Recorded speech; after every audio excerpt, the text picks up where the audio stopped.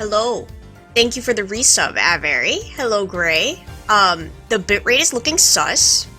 I don't know how this is going to fare, but we'll see. How is everybody? Can I get an audio check, please? Oh, we're at 0. Oh, how lovely.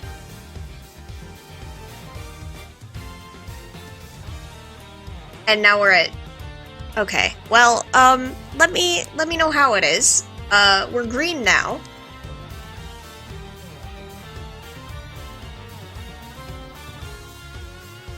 Alright. I'm assuming we're good to go. Not it already cutting a bit. I know. It's definitely something. I don't know. But maybe it'll be okay. It's going up and down. It's green now, so I'm going to assume it'll stay that way until further notice. How is everybody? It's been a hot minute. I was very, very close to streaming the Apollo games today instead of Edgeworth, but I was like, I should really finish this one first. But ooh, the desperation. Happy belated court debut day to Apollo Justice. Think audio sounds good? Alright, thank you. Sean. He was my dad? It can't have been easy, learning the truth about his father's identity so unexpectedly. Do my eyes deceive me, or is Reneri back? I'm back, Kimono. Hello, how are you? And too late to ever get to know him. You know how hard I tried to find him? Sean. I get it. He was the president. He had a lot more to think about than just me. But he was right there in front of me. Right there on the set. So why? Why didn't he just say something?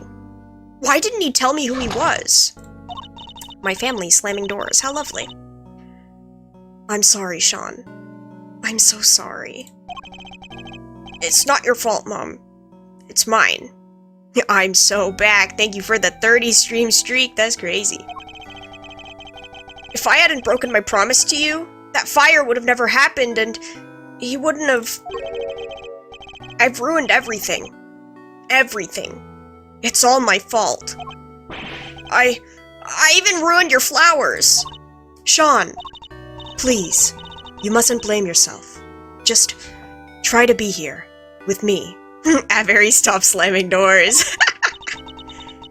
Just for a little while. The bond between parent and child, as symbolized by the lion lily. I'm no expert, but it's native to Zhongfa, so I know that much at least. That wasn't me. I've been scolding the people slamming doors. Thank you. I appreciate it. Good, just relaxing for a bit and then getting back to editing. Ooh, good luck. Enjoy your little break. Sadly, we don't have the luxury of dwelling on such things just now.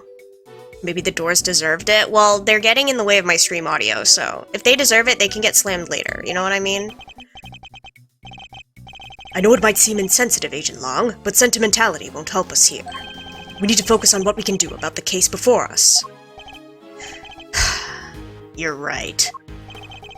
I believe we've learned all we need to know about what happened back then for now. How did it all line up with your father's theories about the case?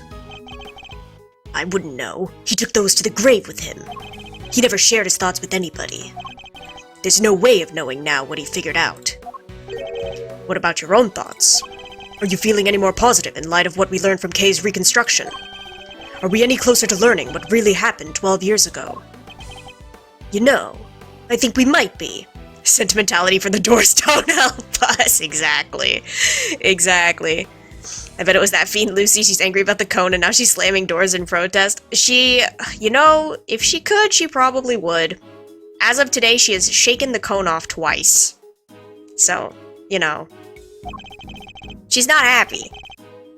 My father's footsteps are starting to become clear. Now all we need to do is follow them. All the way to the truth.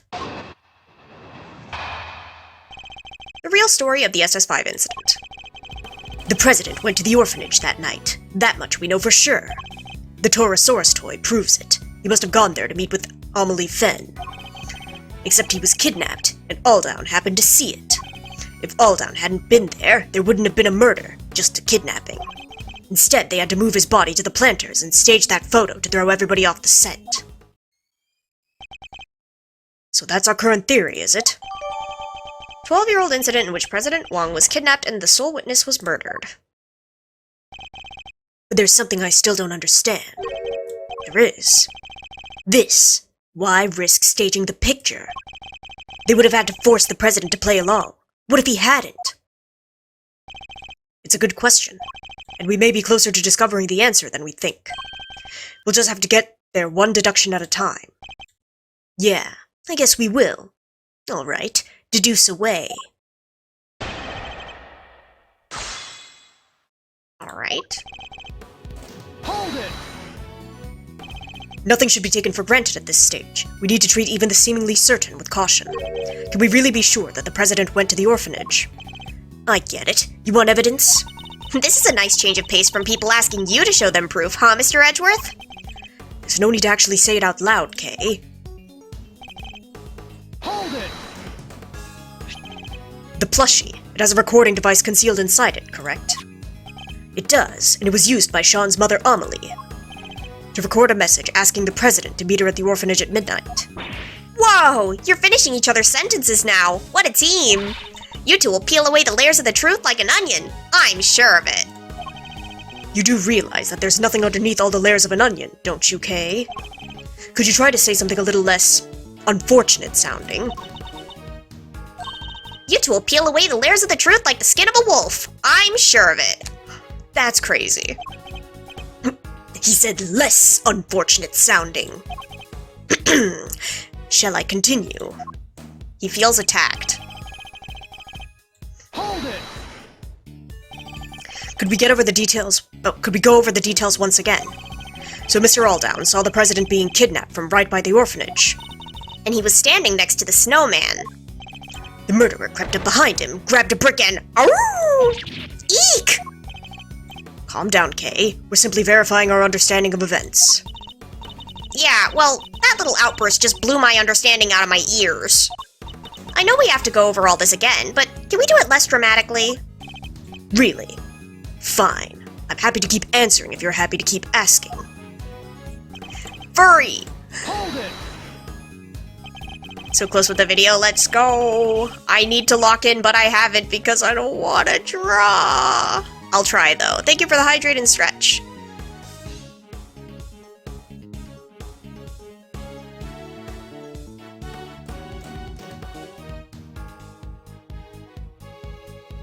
If Mr. Aldown hadn't been there, huh? That's an interesting suggestion. Care to explain? There's not a whole lot to explain. He saw the kidnapping, so he was murdered. If he hadn't been there, maybe the kidnapping could have happened without any blood being spilled. Yeah, very chic Renary till her art block goes away. I don't know if that's gonna work. But could it? He makes it sound as if it was Mr. Aldown's fault he was murdered. That's not what Agent Long is saying, Kay. What he means is that Mr. Aldown was the only person who died at the orphanage that night.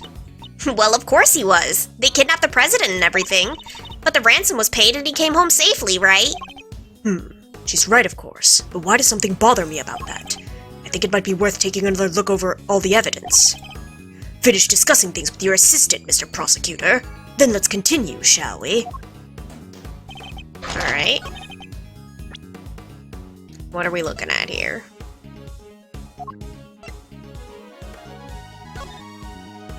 I mean, there's an assassin. Is that what they want from me? Send me to Brazil. What's in Brazil?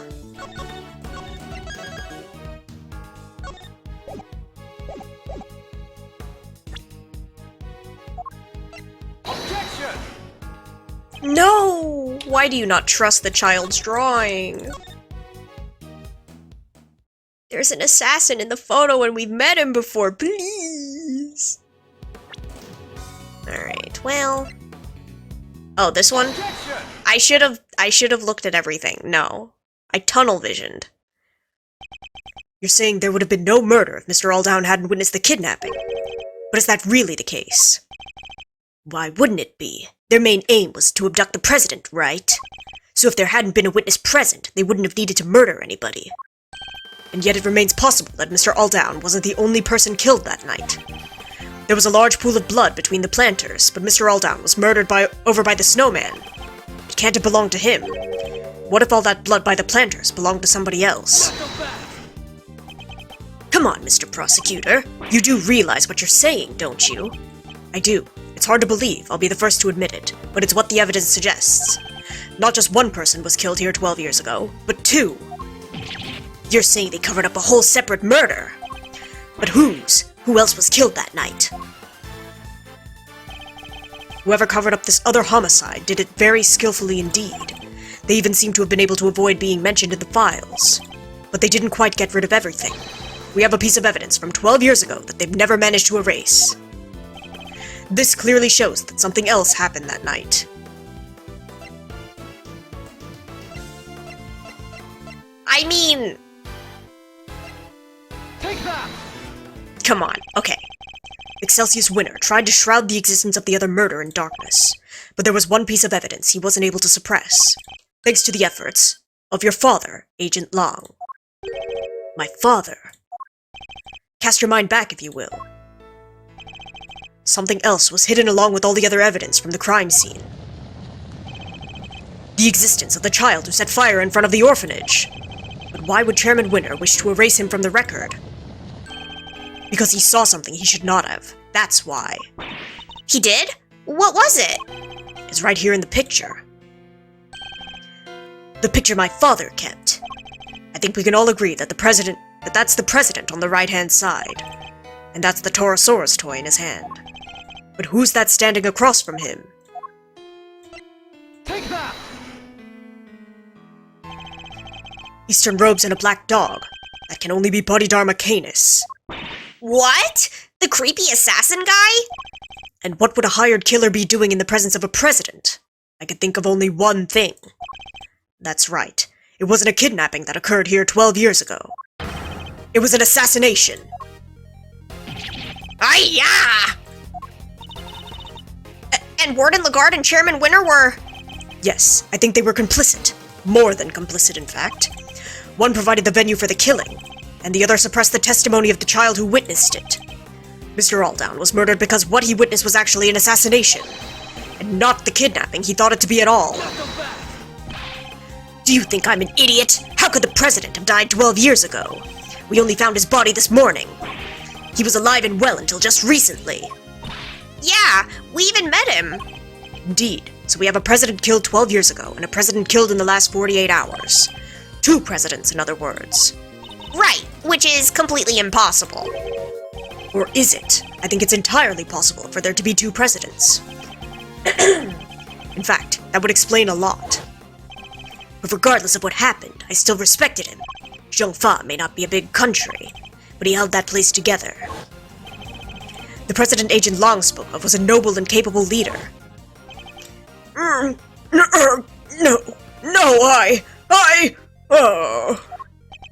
presidential mask has well and truly slipped. Time travel, I'm calling it. Oh? Entirely unlike the man we met. It really did seem as if they were two completely different people. But how could one country have two presidents? What could explain a situation like that? This is how it was possible for there to be two presidents. One was a body double. One of the two was a body double. Tell me that doesn't make sense. A body double? President Wang was a man of great power and influence in Zhongfa, a figure on the world stage. There must have been countless attempts on his life over the years, such as the one at Gourd Lake only a few days ago. It's true, there were more than a few assassination attempts, but that doesn't mean I'm about to accept that there was more than one president. Not without proof. Do we have any proof that there was more than one president? Ugh.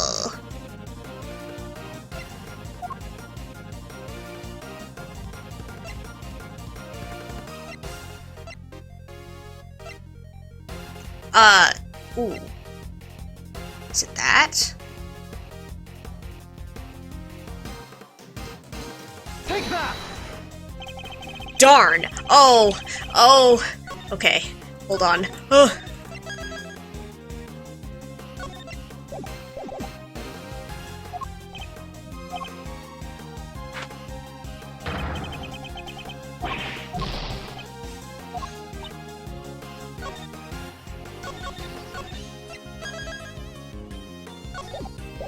Let's see, if you could prove that he'd ever been in 2 places at once. 2 places at once.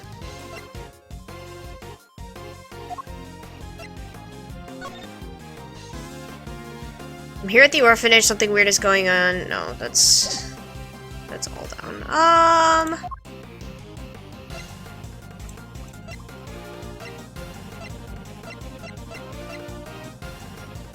In 2 places at once.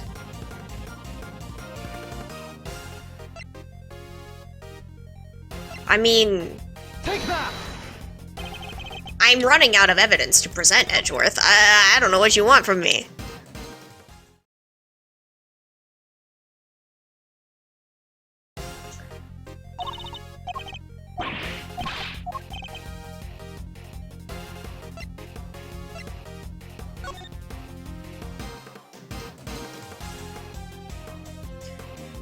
They were roommates, what?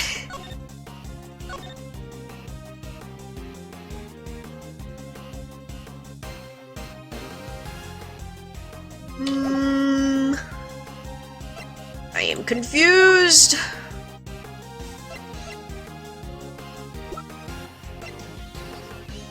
Okay, well, I can't do a profile. Great.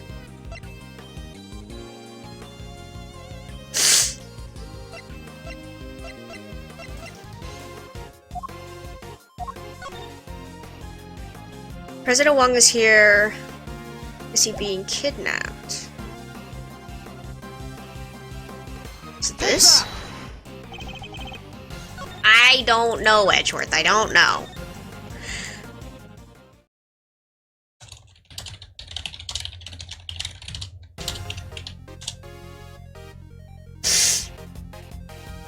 This one got me stumped.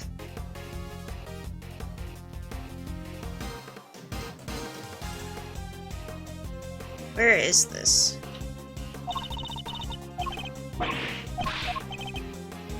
Hold on.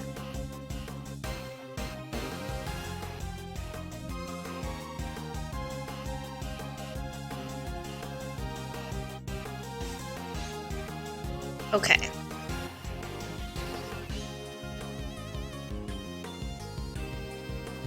Oh. Where's... Let's see. Occurred on February 10th, 12 years ago. President of Zhongfa was kidnapped and ransomed for $100 million. President at the embassy until midnight. Confirmed by Dalong Wang. So he was at the embassy.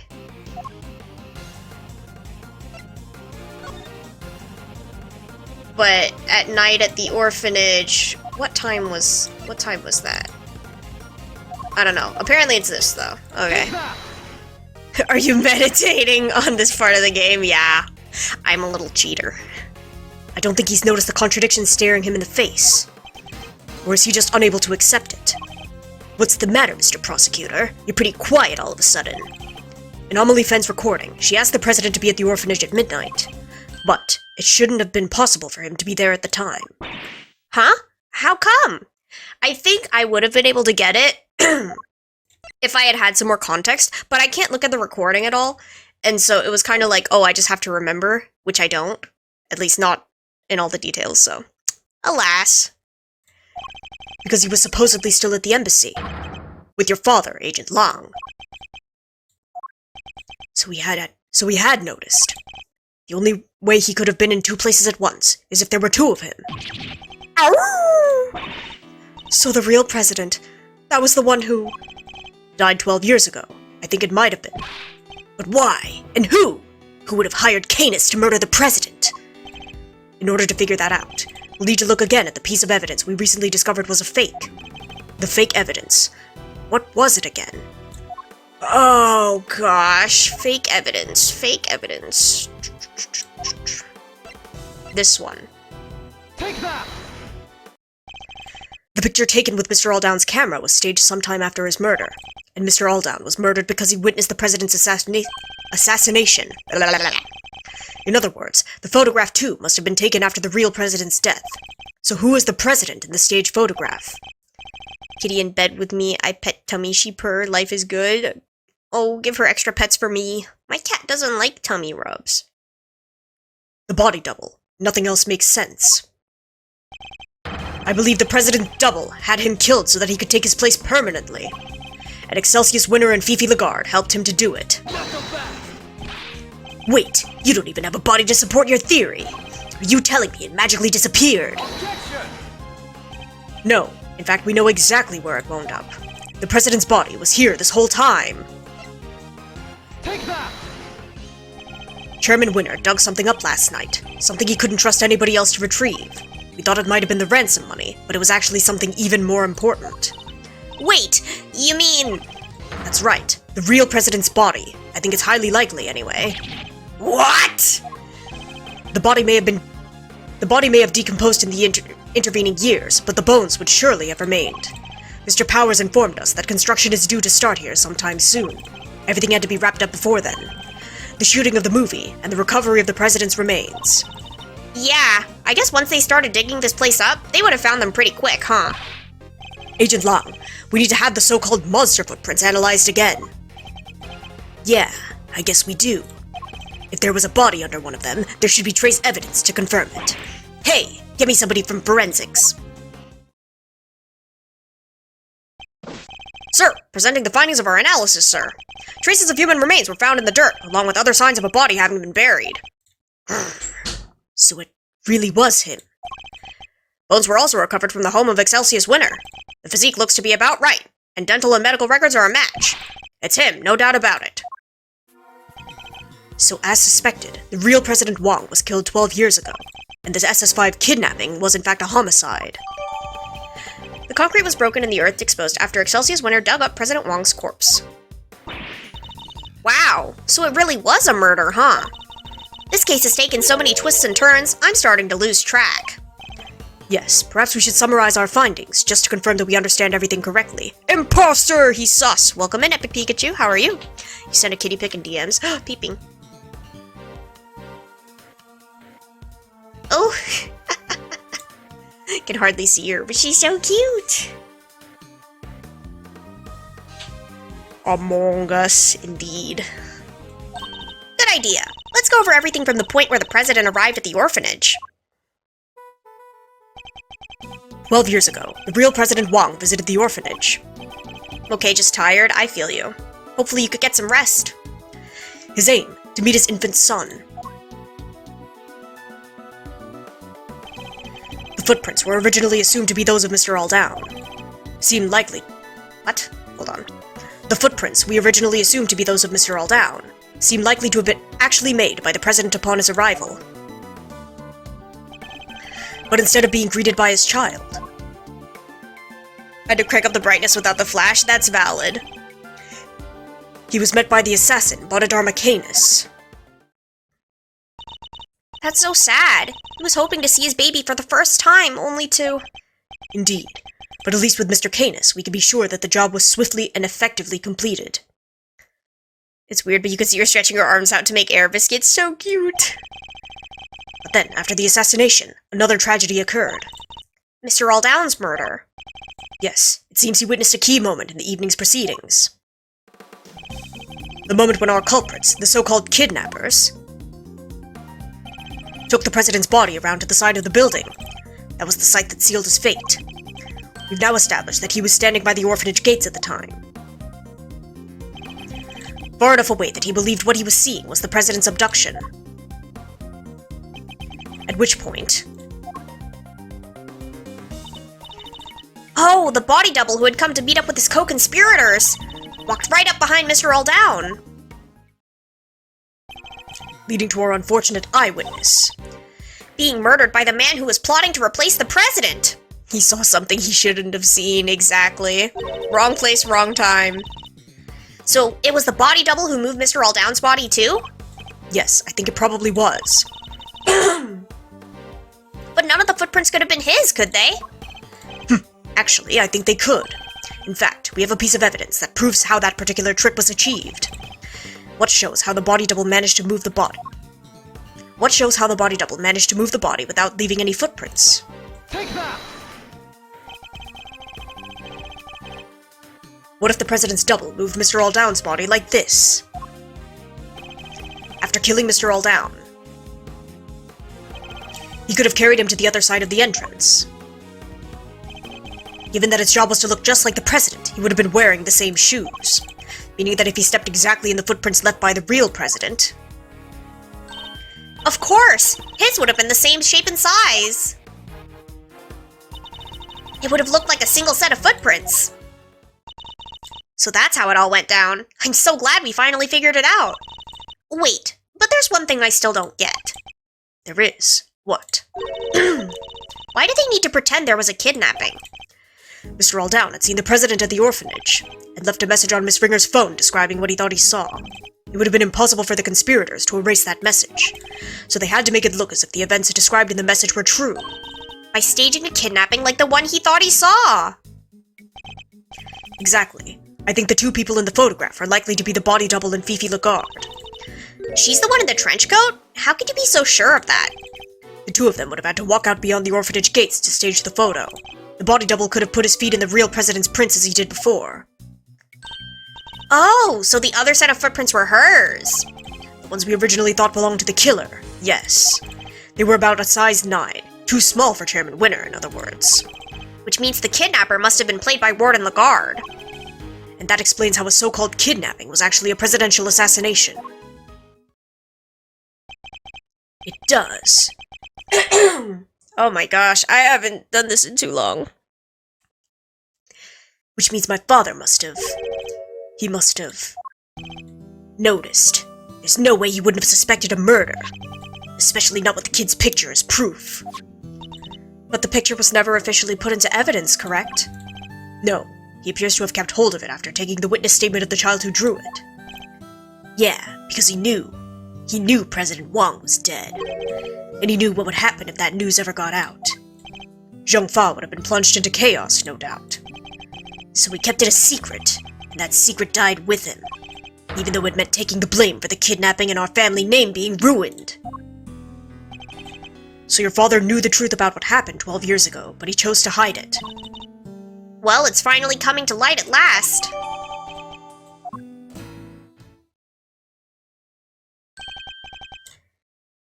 Who is this? Is it indeed intriguing? Huh? What? Who's there? Is that my guy? That sound. Is that a bell? It's the guy! Bodhidharma Canis! What the heck are you doing here? We're the law! You think you can just show up in front of us like it ain't a problem? Forgive me, but I couldn't help overhearing the fascinating conversation you were having. The opportunity to gloat over your past crimes was just too good to miss, I expect. You killed President Wang! I did. But it's not something I'm inclined to gloat over. I was more interested in something else you mentioned. Or someone else, I should say. Someone you're looking for, I suppose. Exactly. That's why I took a little sojourn from the penitentiary. To find a certain young pup. A young pup in a rather eye-catching red raincoat. Isn't Bro blind? Whatever. Maybe he heard. What? Wait, you know who they are? I am in a manner of speaking. What did you call them again? A secret mastermind?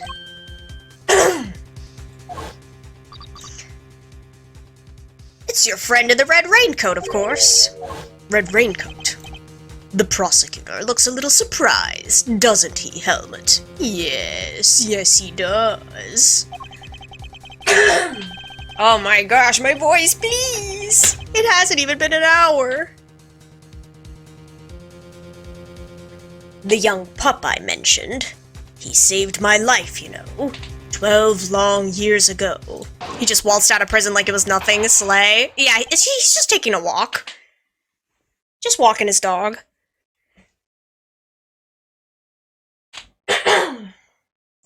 Please, voice. Okay, my unexpected save.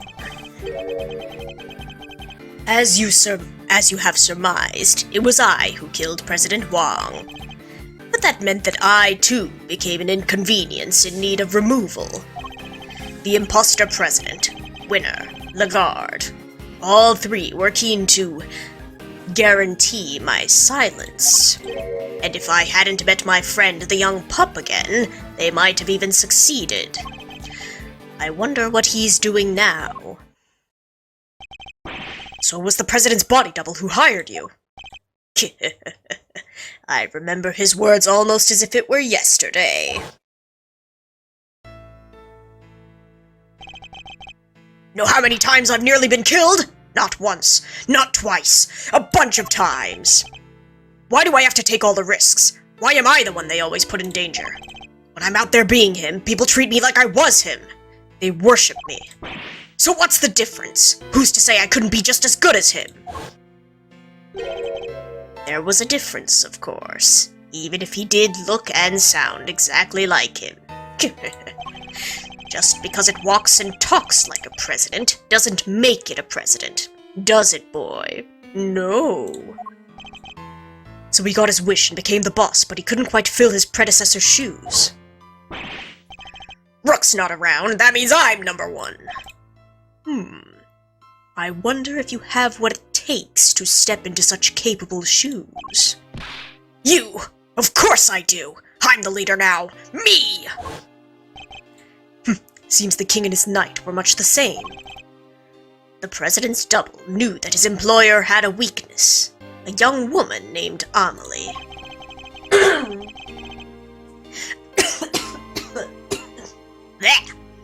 Sorry, I inhaled something.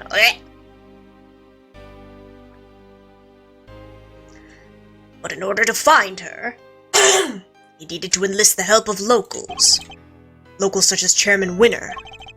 Once Miss Fenn had been located, they simply needed to find the right time to lay their trap. The meeting she arranged so that the president could meet his son. That would have been the perfect opportunity. Indeed, and with the head of the orphanage brought into the fold, their little conspiracy was complete. Warden Lagarde. Now, quid pro quo. Where might I find the pup? What makes you think the boy who helped you and our mysterious string puller are one and the same? He set a little fire that night, out there in the yard of the orphanage. Oh, yeah, we saw that. It was some kind of a prank, right? A prank? It was nothing of the sort, my dear.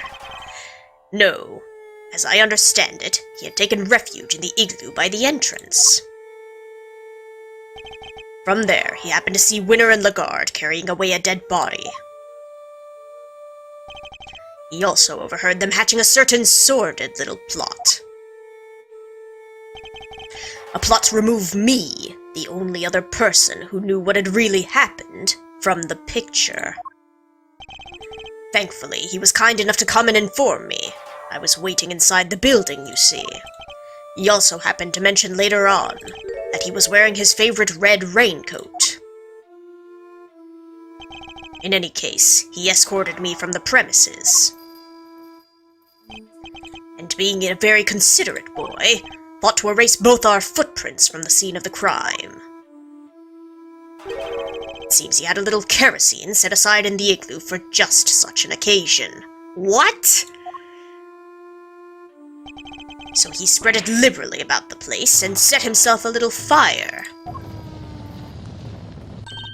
No way! So that's what the fire was for? It must have been ever so beautiful. Winner and Lagarde were positively enchanted. And while they were distracted by the show, he took the opportunity to usher me out of the side entrance. You never answered my question. You really think he's the one behind all this? I do indeed. Don't I, Helmet? Yes, yes I do.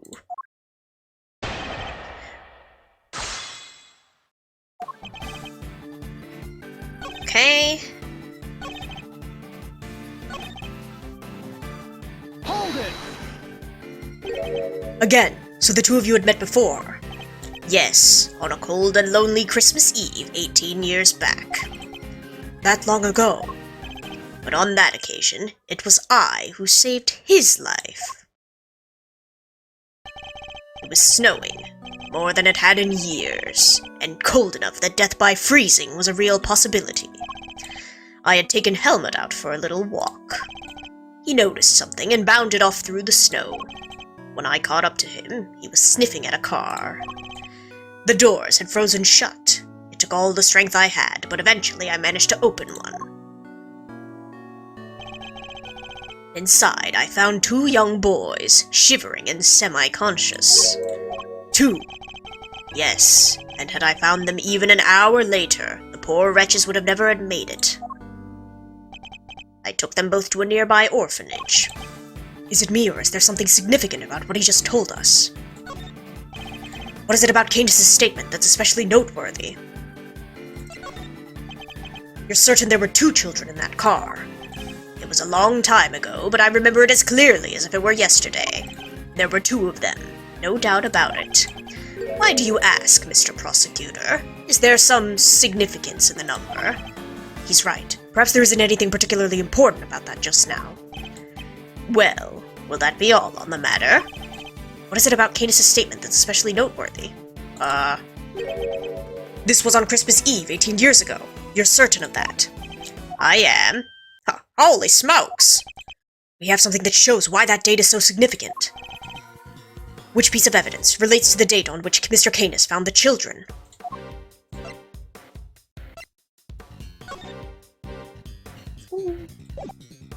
Christmas Eve! That was the same day on which a certain incident occurred.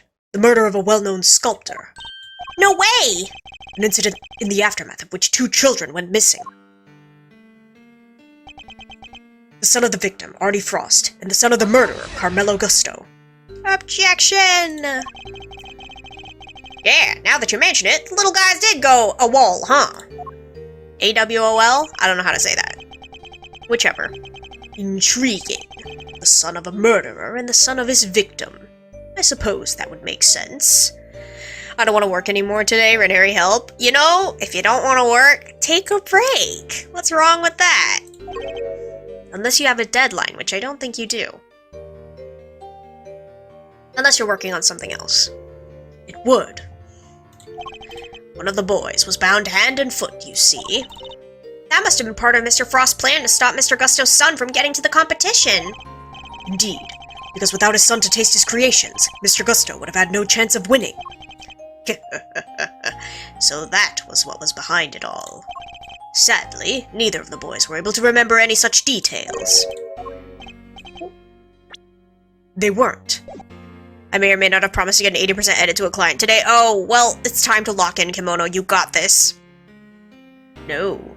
When we met each other again on that night 12 years ago, the young pup explained it to me.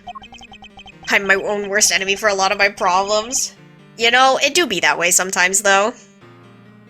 It seems that they were really on the brink of death when I found them, and the shock of the experience caused them both to lose their memories. They weren't even able to remember their names. Wow, so they wouldn't have known they were Mr. Frost and Mr. Gusto's kids? If what he's telling us is true, that would seem likely, yes. Which means we still don't have enough to tell us who our mastermind might be. Mr. Canis, would you mind telling us what happened next? By all means. The pup and I remained in contact even after I was sent to prison. But then I stopped hearing from him. I couldn't help but worry. And then people from 12 years ago started cropping up all over the place. Snuggling my emotional support kitty? Yes. She will support you, you got this. It rather piqued my curiosity, so I thought I'd temporarily regain my freedom and look into things. I shall return to work. Yay! People from 12 years ago. You mean the guard winner and the president, I assume? Thank you for the alert, Kimono. Good luck. Well, Warden Lagarde was in charge of the prison when where he was an inmate this whole time, right? I fear I wasn't as kind to her as I could have been. But then, she did try to have me killed. You already know why, of course. Because you murdered President Wong, but they needed the world to believe he was still alive. If somebody had exposed the president as a fake, It would have been bad for Lagarde and Chairman Winner, too. Exactly. And not only that, I happened to overhear something else intriguing that night. I'll be at the orphanage on the evening of the 9th. I'll be waiting in the front yard. I thought you could meet him if you'd like, even if it's only just this once. I know you're a very... Excuse me. I was not done reading that. I know you're a very busy man, but anyway, that's where we'll be. Goodbye. Who are you? Sorry, but I'm waiting for somebody. I know you are President Wong. I couldn't help overhearing the news. Congratulations. But please don't worry about your son. I only kill those who I am employed to kill, which in this case means you. No. Wait. This is my first chance to meet him. And it might be my only chance. Please, give me just a few minutes longer. I thought he was going to beg for his life, but no. An interesting character. I told him I was not aware that he had a child. No, he said and shook his head. Neither was I, but the world will know that I have one now. I mean to make sure of it. I've even prepared something in case the worst comes to the worst. And the son in question, it was the young gentleman with the horns here, correct? Horns? You can see them? I don't need to, my dear. I've been listening very carefully, you see. And for longer than you may realize. So the president meant to tell the world about Sean, and prepared something in case of the worst. Hold on, I must blow my nose.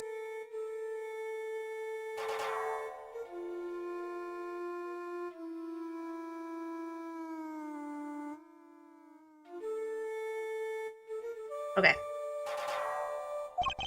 But it's not enough to simply have Canis' word on the matter. Of course! We have something that proves what he's telling us the president said is true. The will. A will everybody knew about. He entrusted it to my family to show his belief in us, after all. The name in the recording. The preparations he had made. And his will. With those 3 pieces of information, I was able to convince Warden Lagarde to do anything I asked. With the information at his disposal, he could have exposed the truth about the body double at any time, and Sean's true identity with it. President Wong was more agile than I'd anticipated. He blocked my first knife thrust with something soft. By the time the piece I'd broken off hit the snow, my next strike had hit its mark. So it was Canis who tore the horn off the Torosaurus doll. I was the only one present to hear his final words. The only one who knew the truth about his son. Well, me and that poor pup.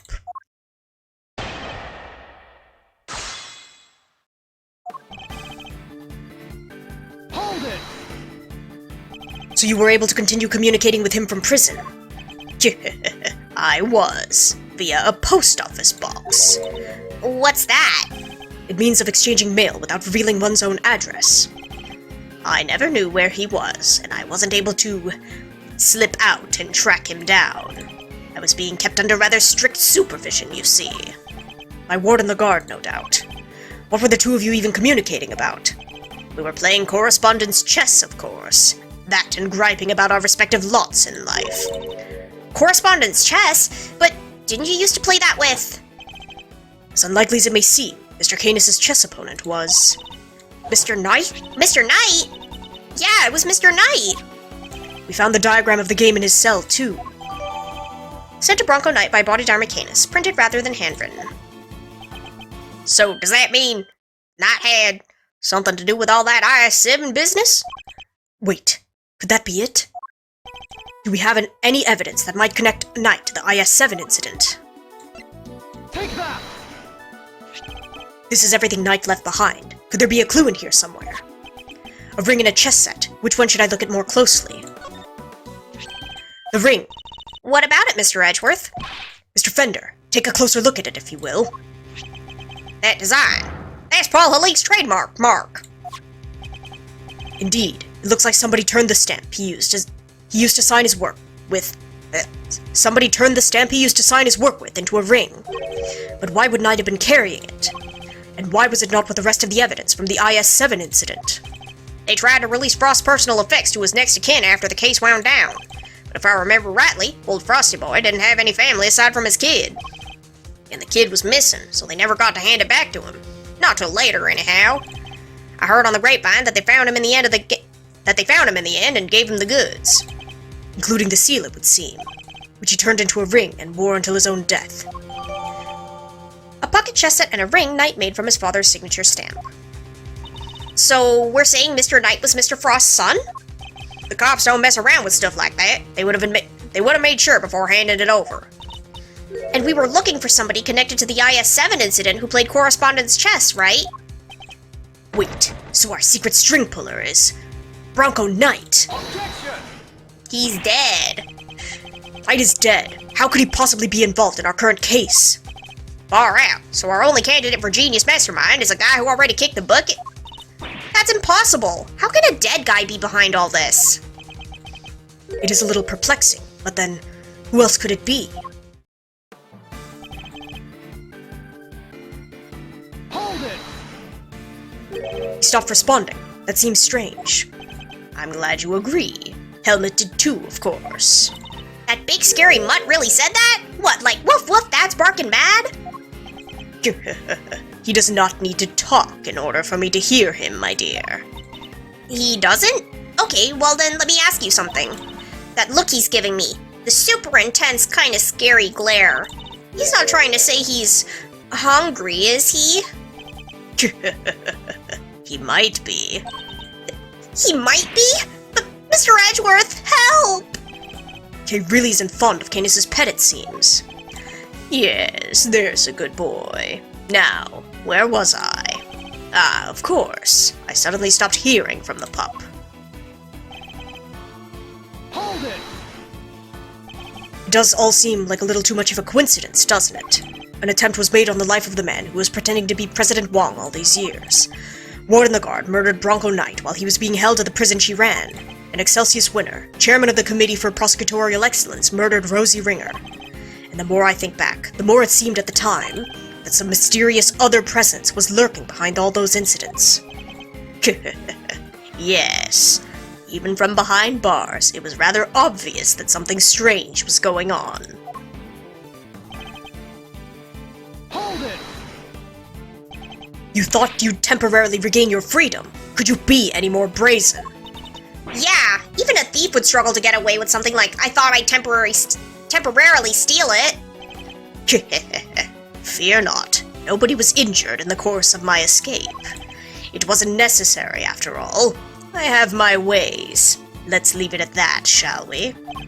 Leave it at... No way, pal! You escaped! I ought to arrest you right now! There'll be no need for that, detective. As soon as my business is concluded, I'll return home to my cell. Are you serious? Prison isn't supposed to be some place you could just stroll in and out of when you please. Strange that you should say that. Weren't you the one who strolled in and tried to dig into my past only recently? You, Agent Long, Detective Gumshoe. I need to be able to question Mr. Canis further. Could you both try and remain calm for now? Sure thing, sir. Kinda knew you were gonna say that. Fine, but I'm not taking my eyes off the dog man. Not even for a second, you hear? I did so used to enjoy tapping out my little letters in Braille.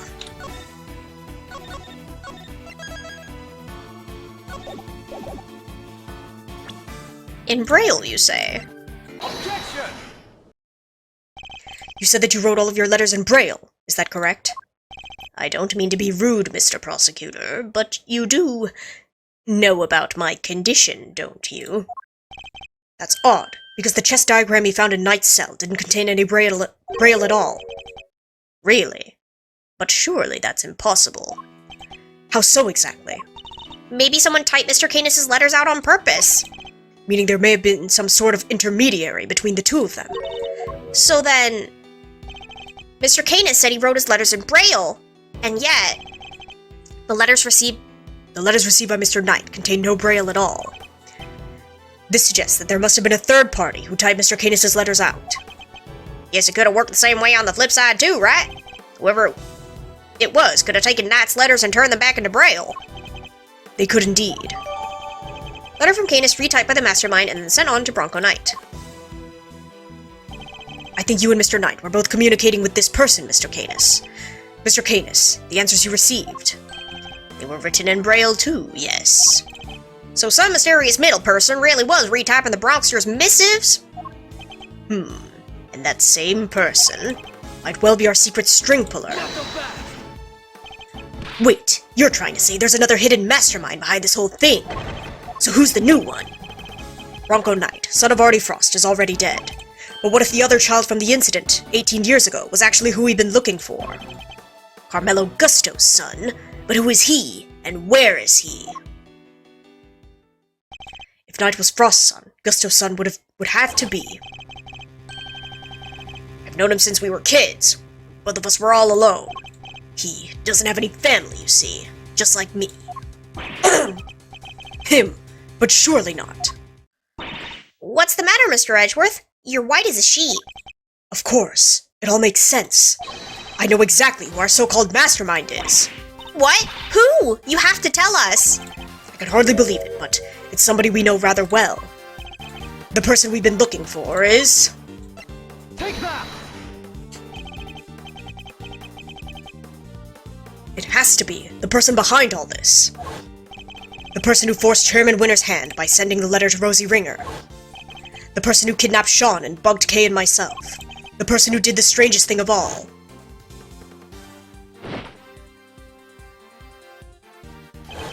Who drugged Kay and carried her up to the roof of the big building. It was the monster. What? Did you really just say what I thought you did? Yes, the monster. That was the key to unmasking our mastermind. Oh, I almost forgot. We're, doing a new show soon. I'd love it if you could come, Mr. Edgeworth. I'll be joining Regina on stage for this one. That's right. The Berry Big Circus is the biggest, most fabulous event in town. You'll have oodles of fun. Miss Lloyd, could I ask a favor? Whoa, who, little old me? What kind of favor? You told us you recorded the sound of Torosaurus breathing fire. Proof. What kind of proof? Did you capture something on your tape recorder, perhaps? Ooh, you're good, Ruffles. Sharper than a gosh dang tack. I captured the sound of that big old beastie breathing fire is what I captured. Sure did. Like I said, I didn't precisely see the guy, but boy did I hear him. Can we listen to the tape? You surely can. Let's see now. That's it. That sound. It must be what I think it is. My theory has to be correct. The truth about the monster, the identity of the person behind all this. It's all falling into place. Miss Hart, you saw a giant eye at the window of the storeroom, did you not? Yep, snap me a picture of it too, even if you can't rightly see it so well. Can't see it right now, but... Detective Gumshoe! Yes, sir! Your image analyzer. Can we borrow it again? Sure, but what do you want to look at, sir? This photograph right here. Gotcha, I'm on it. The clue we're looking for must be here. We just have to find it.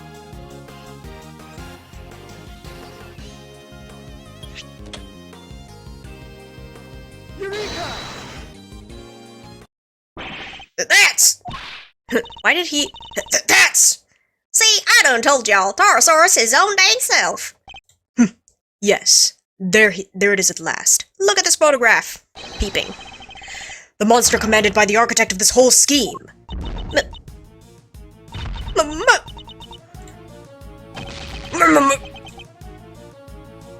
Monster?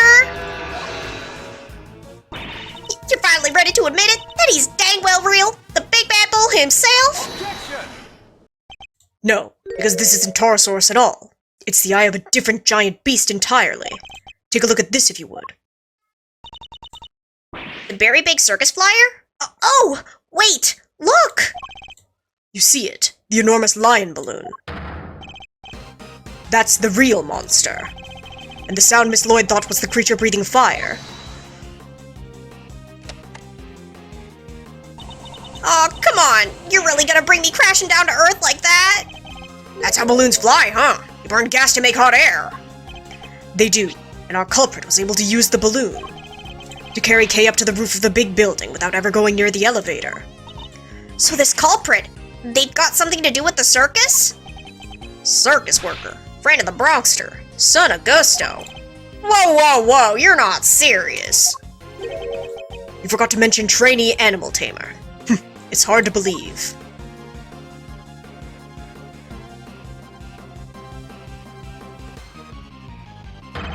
But he's the one who's been pulling the strings this whole time. That's right, Simeon Saint is the one behind all this. Simeon? But everything? Really? I don't believe you. We trusted him, and he trusted us. You can't tell me that was all lies. That would be too horrible. I'm sorry, Kay. Who was that? Hey, where do you think you're going, old man? Nothing escapes you, does it, young pup? My congratulations, Mr. Edgeworth. But now that I know the truth, my business here is done. What? No! Mr. Canis, wait! Edgeworth was attacked. Dang it! He disappeared! Are you okay, Mr. Edgeworth? Don't worry, I'm fine, but... Darn you! Are you alright, Sean? He killed my dad! He did, right? There's no easy way to say it, but... Sorry, Sean. It would appear that he did. He won't get away with it! I'll make him pay! Somehow, some way, I'll... No, Sean! You mustn't say such things! I'm sorry, Mr. Edgeworth. You'll have to forgive us both. I'll just put the call out, sir! I just put the call out, sir! All units are on the lookout for Mr. Canis! I don't mean to hurry everybody, but we'd better be on our way too. Well, Mr. Prosecutor, where do you think we'll find our mastermind? I suppose you're right. We should go after the mastermind right now. He said he had to practice for the show, which I guess means he'll be at the circus. But before we leave, there's something I'd like to ask of you, Agent Long. There is. What? Once a beast has been sighted, the next step is to plan its capture. When we arrive, there's probably something we'll need to try and find as a matter of priority. And Detective, I'd like you to look into something that's been bothering me about Sean's kidnapping. Yes, sir! I want to help too, Mr. Edgeworth. Good. There's somebody I'd like you to try and contact. If Saint really is our mastermind, we're going to need this person's help. Between our many encounters, I never suspected a thing. Oh, I never suspected a thing, even though he was right there in front of me. I messed up. There's no other way of putting it, but I'm going to put things right once and for all. Oh my gosh. I think the next part is the last one.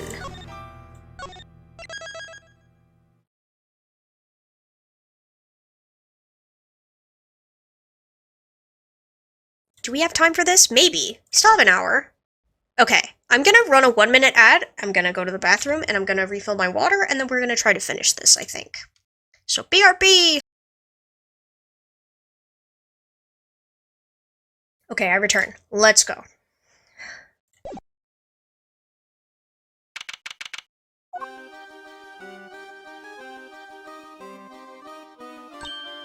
Oh, hi, Mr. Edgeworth. Did you guys come to watch the show? Hello, Miss Barry. Mr. Saint. You're a little early, I'm afraid. We're still practicing. But I'm glad you kept your promise. Yes, I remembered you giving me this. That's so great! You're gonna have so much fun! I think even you'll be surprised, Mr. Edgeworth. I think you've surprised me enough for one day already. What are you talking about? Would you mind looking at this photograph, Miss Barry? That's the eye painted on the balloon you used to advertise the circus, correct? Oh, yeah? What is this exactly? I have a strong suspicion that the balloon was used by the criminal we've all been looking for. You do? Who's usually in charge of the balloon, if you don't mind me asking? Oh, that would be Simeon. But wait, you don't mean... Mr. Saint, you took the balloon out late the other night, didn't you? Sure, I was practicing. I'm still pretty bad at flying it, so I needed to put in some extra hours.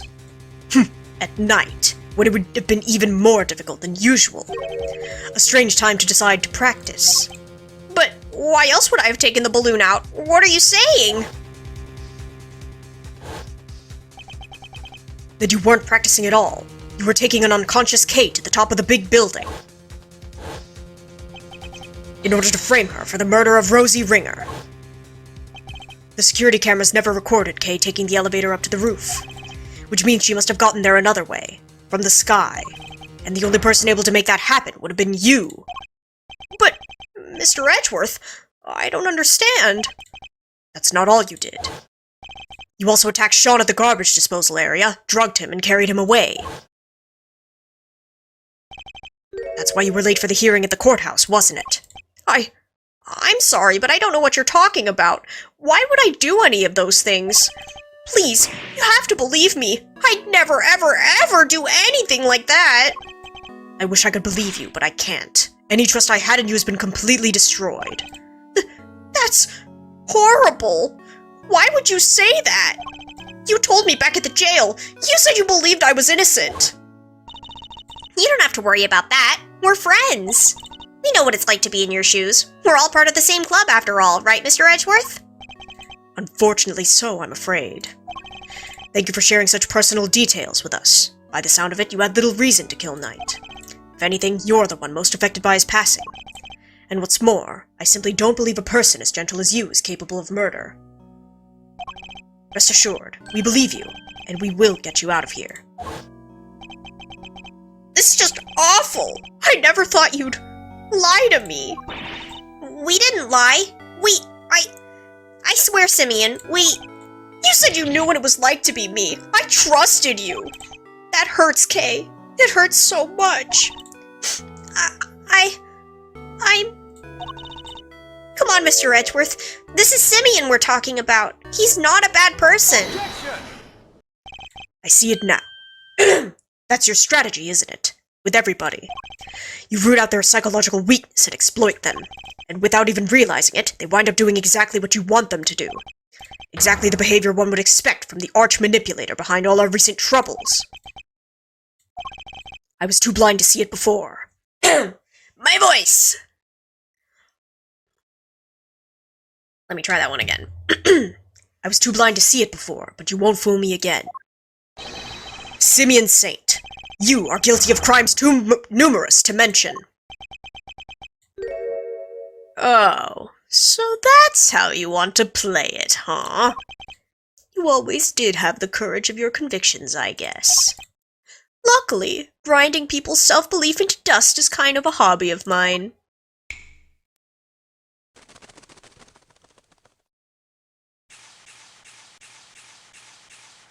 He's so extra.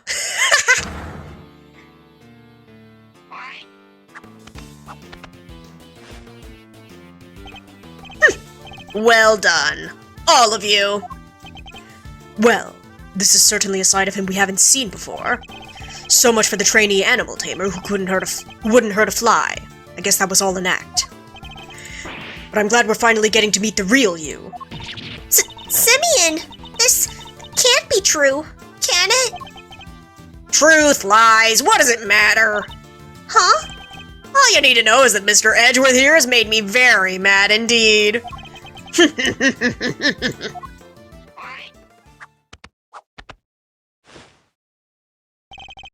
And now he's going to pay. I was just out practicing. Sure, I went up in the balloon a couple nights ago, but I was just practicing. I guess somebody took that picture when I flew by the big building. I fly around the area doing promo stuff for the circus all the time. Nothing to see here, Miles. Nothing at all. So you go up in the balloon reasonably often? Yeah, promoting the circus, like I said. Is that true, Miss Barry? Well, it's true that it's Simeon's job to go up in the balloon and spread the word. I guess just about everybody in the area would have seen him up there by now. Well, that same balloon was used in the commission of a crime. Nonsense! I just happened to be in the area where it happened. Somebody took a picture when I was floating past the big building, that's all. I'll be the judge of whether you just happened to be nearby, thank you very much.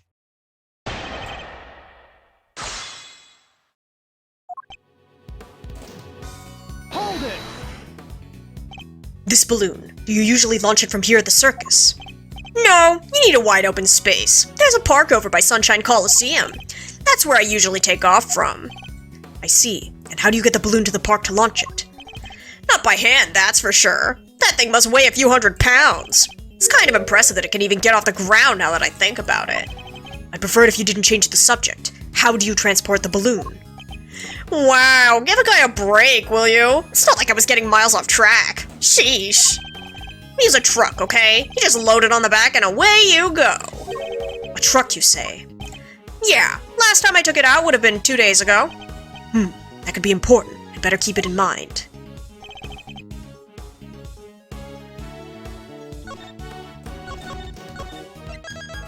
We have a truck.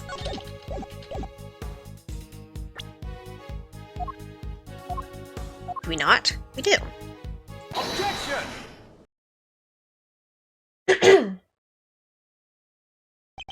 This truck. It wouldn't happen to be blue by any chance. Huh? So what if it is? We happened to see a blue truck ourselves just today. One with a large basket loaded on the back. If that was the truck you told us about, then your statement about it not having moved in 2 days is a lie.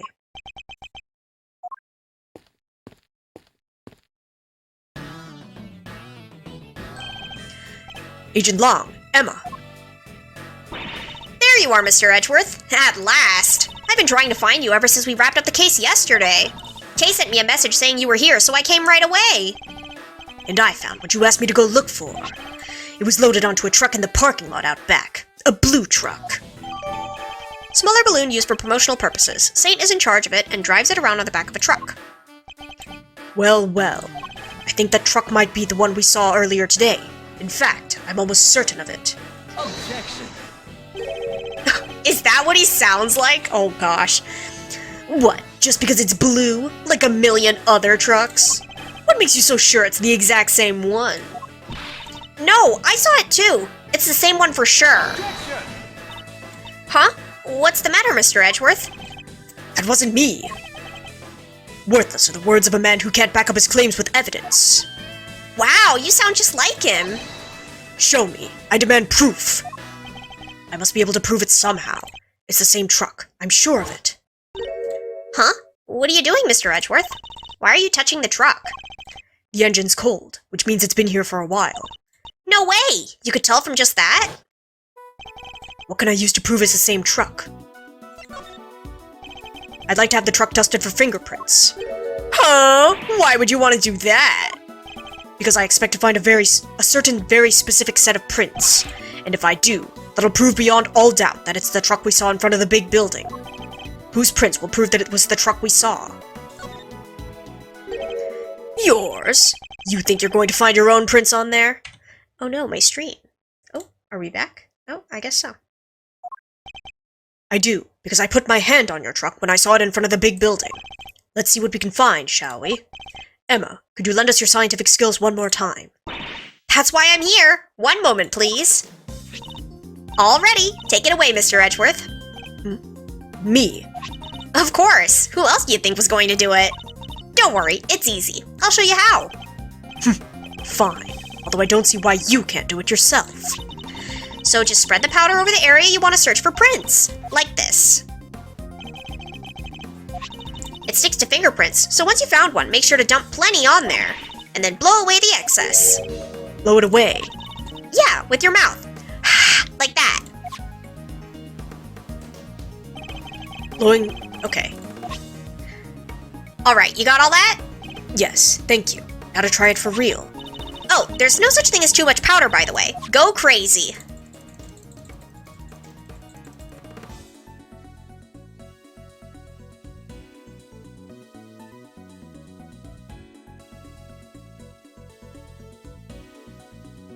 Got him. That's it. That's a nice clean print you got there. Can we compare it to my prints right away? Yup, leave it to me. That confirms it. It's Mr. Edgeworth's prints, all right. And with that, another lie is exposed. Yeah! So what were you doing in the truck?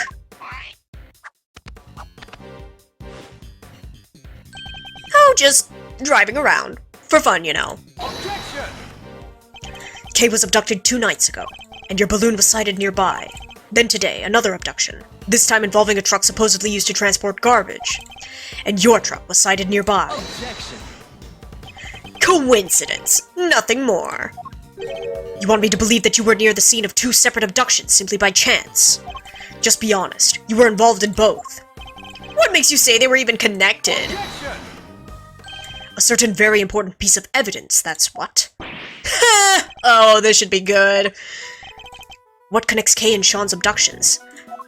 Threesies. Take that. Kay was drugged with a dose of a powerful sedative, and a bottle of sedative was found right where Sean was being held captive. The very same brand, no less. Objection. I knew you'd try something like this. So the same sedative was used. So what? Does that mean everything's connected? You know as well as I do that doesn't prove anything for sure. Yeah. We must have something. There must be a piece of evidence that can tie him to both crimes. Cops, prosecutors, you, Miles. You're all the same at the end of the day. You force the evidence to fit the crime or you flat out make it up, just as long as somebody goes to jail. You're no different from a certain other evidence tamperer we've had the misfortune of meeting. Objection. No, I'm nothing like him. Objection. Then show me! Hit me with your killer piece of evidence. You must have one, right? It's no use. We don't have anything that can tie him directly to both kidnappings. Okay, you about done there, Miles? No more cheap shots left to fire? Great. Well, I have a show to be rehearsing for, so if you don't mind... Objection.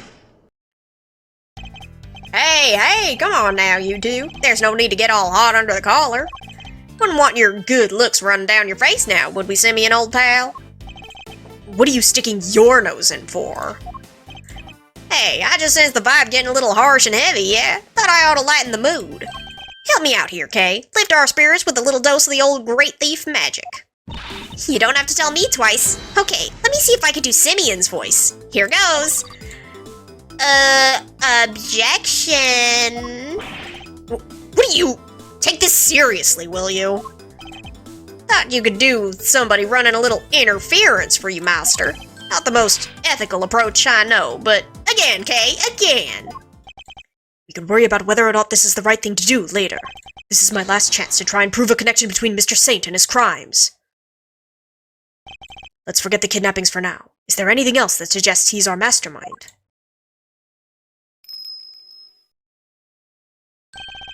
Of course! Canis was looking for our secret string puller too, the young pup as he called him. If I could prove that Mr. Saint was the same young pup, then perhaps... My stream keeps cutting out. What? Oh no. But what evidence do I have that might point him to being involved behind the scenes?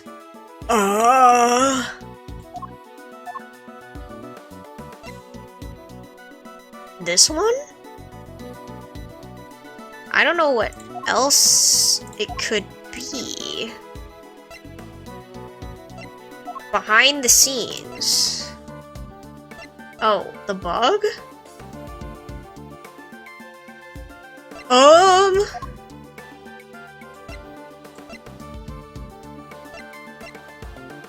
Maybe the bug. Take that. Nope. How lovely. Okay. If you look here and then hold it like this, that's crazy.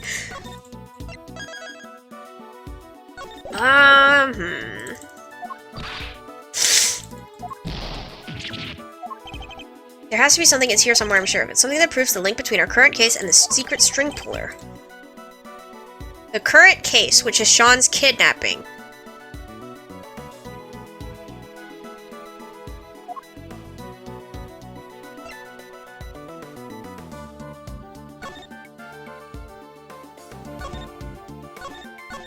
No? I don't know.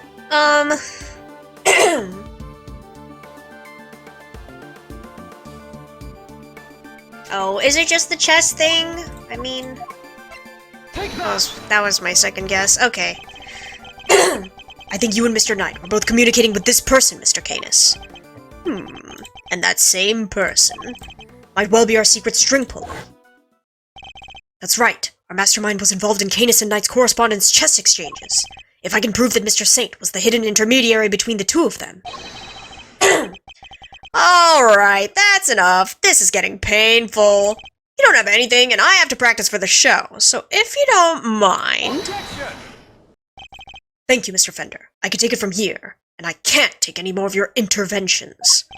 Whew, just look at that face. Yeah, I like it. Mazzarino's back in the game for sure. I'm Simeon, the funny clown. Look at me. I'm, juggling. Kay, you can stop now. Mr. Saint, you're a fan of chess, I take it. Huh? Where did that come from? Chess? Sure, I don't hate it. Our secret string puller was playing correspondence chess with Mr. Canis. I thought Bronco was the one playing chess with Canis. You're saying he was your so-called mastermind? No, it wasn't him. Whoever it was went on manipulating events even after Knight's death. Take a look at this letter, if you would. Who do you think could have written it? I believe it was the person who had inserted themselves between Mr. Canis and Mr. Canis and Knight. And you think that person was me? Why would I go through all that trouble? That's crazy. To make it appear that the two men were connected and communicating directly with one another. The very fact that held Fifi Lagarde to murder him. Oh, that led Fifi Lagarde to murder him. What? You're saying he set that up to try and get Mr. Knight killed? Objection! Listen to yourself. What do you think I am? Some kind of evil puppet master? You've seen me. I can barely even get the animals to do what I want. If we could find one of the letters he passed between Knight and Canis, that would prove the connection beyond a shadow of a doubt. I'd like to have your room searched. Letters. You won't. Trust me. What? Once I'm done with something, I put it straight in the trash. Guess I'm not the sentimental type. Why get hung up on the past, right? He must have disposed of any incriminating items in order to cover his tracks. Guess you went without the evidence you needed once again. Oh, guess you went in without the evidence you needed once again, huh? That's a bad habit, you know. So this doesn't prove anything either. We've fallen short yet again. What do we do now? Are we out of options? You accuse me of betraying my friend, and you don't even have any proof? You're despicable. Who was that? Oh, hi. Miss Barry. What does she want? Sorry, it's just, I was thinking about what you two were saying, and this Knight person. You mean Bronco, right? Simeon's friend? Yes, what of it? Does she know something? A letter came from him this morning, for Simeon. What? What did you... How is that possible? Knight is dead. Miss Barry, we need to see this letter right away. Sure, here you go. Let's open it up, shall we? So here's my next move. Pawn to g6. Can anybody else smell checkmate? Can't wait to see your face when you lose. But you were never going to beat me. Not at chess. It's another correspondence chess letter. I just remembered you have a non-VN game you want... Do you have a non-VN game you want me to play? Non-VN game I want you to play?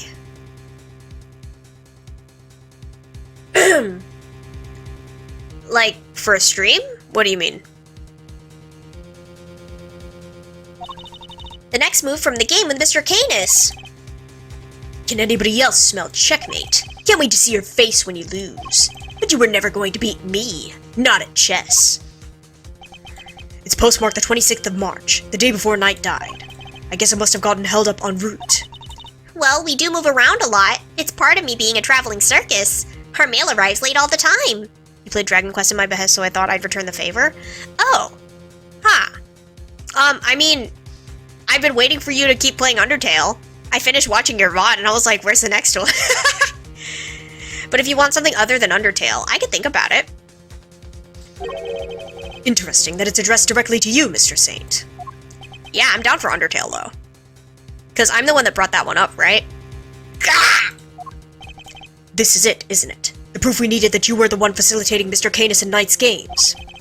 One of the letters you would have transcribed into Braille, in order to create the illusion that they were somehow connected. Curse you, Bronco! You're still getting in my way even now! I hate you! I hate you! Simeon, How could you? Mr. Knight was your only friend. Ha! We weren't friends. I should under the tail more to spin in my head with life. You know, that's fair. If you need a break, you need a break, right? But I'm looking forward to the next time you play. I stopped thinking he was my friend 18 years ago. Right around the time of the IS-7 incident, in other words. I nearly froze to death because of him. I was just about to head out and meet my dad at the contest. But then Bronco showed up. He pinned me down and tied me up. He was crying the whole time, whining on and on. I'm sorry, but my dad says I have to do this. And if I don't do what he says, he's so scary. Stop it, Bronco! Stop it! I have to go meet my dad! I promised! If I'm not there to taste his candy for him, he'll be so upset. He needs me. If I don't go, he won't be able to show everybody he's the best in the world. But no, he locked me in that car with him and the two of us nearly died. He thought he could get out, but when he tried the door, it was frozen shut. We were trapped. And that's how I lost my dad. You lost your dad? Yeah, Bronco's dad killed mine. He was the son of a murderer. What does he mean? That doesn't match up with what we know at all. Simeon, the victim in the IS-7 incident, was a guy named Artie Frost. Yeah, that was my dad's name. My memories kinda got scrambled up that day. What I remembered was pretty mixed up. So I didn't find out until later that my dad was murdered. The murderer was a man named Carmelo Gusto, a confectioner. Really? I never knew Bronco's father's name. Or maybe I chose not to remember. Ugh, just thinking about the sicko that killed my dad turns my stomach. Mr. Saint, are you sure you didn't know the name of the murderer until just now? Do you think I'd sit on it if I did? No, I'd have reported him to the police straight away. All I knew was that Bronco's dad tricked my dad. And that's how I knew my dad was the one who was killed that day. Bronco's a traitor. He helped his father murder mine. He was the son of a cold-blooded killer. He deserved to die. Objection! I'm sorry, Mr. Saint, but you've made a mistake. A big one. A mistake? What do you mean? Artie Frost was a sculptor. He'd been working in France not so long before the murder, under the name Paul Halik. So I hear, but I don't remember anything about that. I wish I could. Well, I'm afraid it's only natural that you don't, because he wasn't your father. Huh? Is this your idea of a joke? Well, it's not funny. Not at all. You're right, it's not. But you need to know the uncomfortable truth. This piece of evidence proves that you're not Artie Frost's son. Take that! Huh? Bronco's chess set and a ring? Yes, take a look at the ring for me, if you would. What does the engraving on it tell you? It's 2 letters, right? It is. This is the seal with which Paul Halik used to mark his works, and it was found next to Artie Frost's body 18 years ago. But why would Bronco have a memento of my father? The police looked for Frost's son for a long time, and eventually they found him. The ring was handed over to the man they were able to prove was his child, Bronco Knight. But that's not... That would mean I was... Precisely. That you are, in fact, the son of Carmelo Gusto. No! That can't be! My dad was... I remember. Don't I?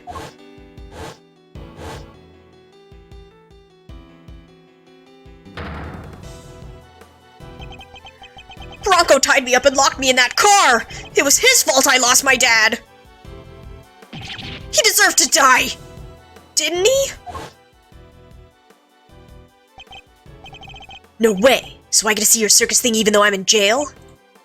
I was looking forward to the next move in our little chess game, so the show is just icing on top. Yeah, I think you'll enjoy it. I will, and hey, come back soon, okay? I'll be mulling over my next move in the meantime. Oh, speaking of which, I put a little something in your chess set, but you can take a look at it later.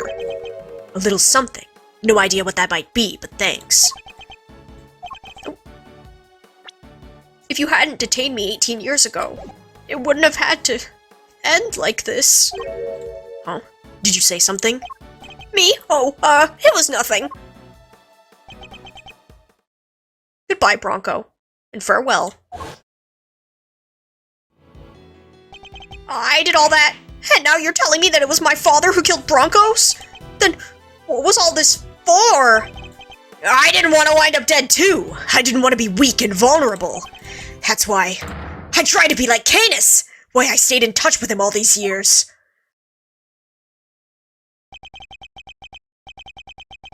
And there we have it, the truth at last.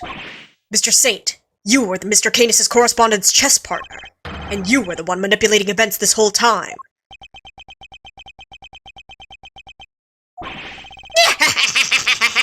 You're right, it was me! It was me all along! At last, he's finally telling the truth. I was the one who witnessed the murder 12 years ago, but you knew that already. The president's assassination, just as we thought. Which means he's the one who drew the picture. And they knew it too.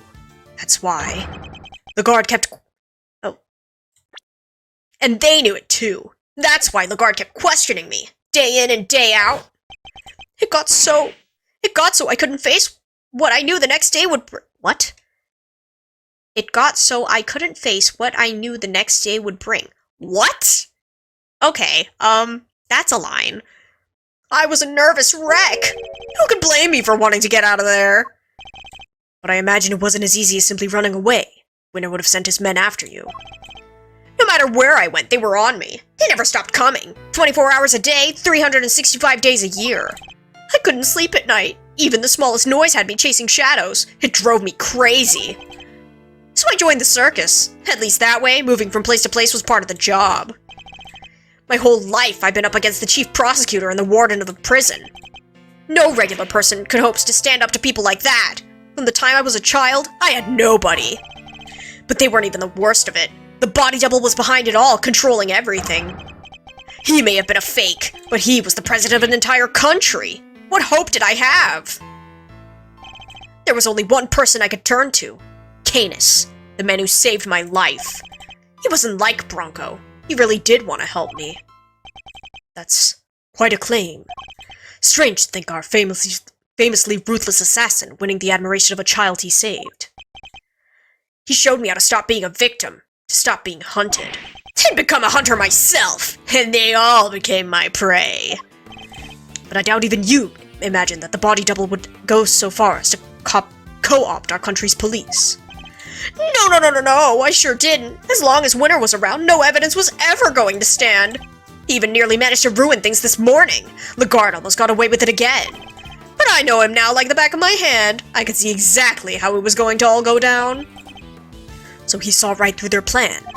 How Chairman Winter would try to suppress the evidence and warden the guard's trial. I see, and that's why you kidnapped Sean, correct? You wanted to force a guilty verdict, regardless of the presence of evidence or the rule of law. Objection. Maybe I did, but how else was I going to make them pay for what happened 12 years ago? Whatever helps you sleep at night. But Winter pulled one last surprise, didn't he? He tried to kidnap Sean himself in the hope of influencing the verdict. In other words, you chose the exact same course of action as the man you so fervently claim to hate. Objection. That's only if I'd actually kidnapped anyone at all. But I'd never do anything so wicked. Never, ever. Me commit a crime? No. And besides, I don't hate the three of them. If anything, I'm grateful. My bit rate, please.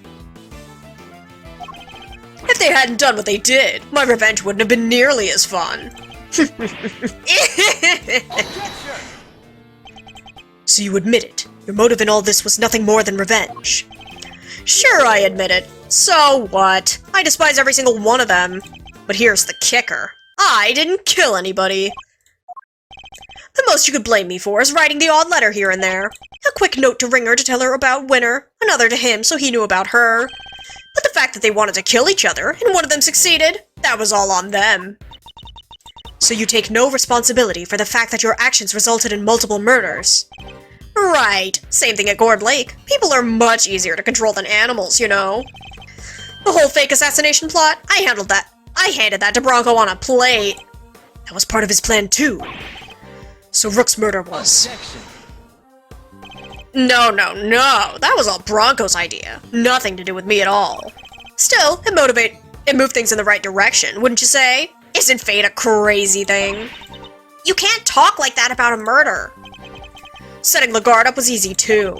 I just made it seem like Knight and Canis were in contact with each other. And slipped the chisel inside the chess set. So it was you who put it in there? Yes, it was. I thought that might point everybody nicely in Canis' direction. Worked out pretty well, even if I do say so myself. Who knew that would be all it took to make that awful woman murder poor Bronco? I guess she got to where she just saw enemies everywhere she looked. I know the feeling. Even the smallest thing can send your paranoia into overdrive. And then, things get ugly quickly. I had a front row seat for the whole show. You were the last piece to be put into play, of course. Who? Me? You solved both cases and finally brought down Winter and Lagarde. I guess you could say your powers of deduction were the weapon that put an end to them both. I didn't solve those cases for your sake. Sure, you didn't know you were doing me a favor. You were just playing at being an attorney for a little while, right? What did you say? All I had to do was cower and say no a few times. And you rode to my rescue like the hero you are. Was getting arrested part of your plan too? No, that wasn't something I expected, I have to admit. I never thought they'd take the chisel for the murder weapon. That was a real plot twist. Made my blood run cold for sure. But then who should come through with the turnabout to end all turnabouts? The greatest legal mind of his generation, my knight in shining armor. I bet it felt pretty good saving me like that, huh? You ought to thank me, you know. I don't do that for many people. You're wrong. He wasn't playing at being an attorney. He was trying to help you, because helping people is what Mr. Edgeworth does. He helped me, right when I needed it most. Kay.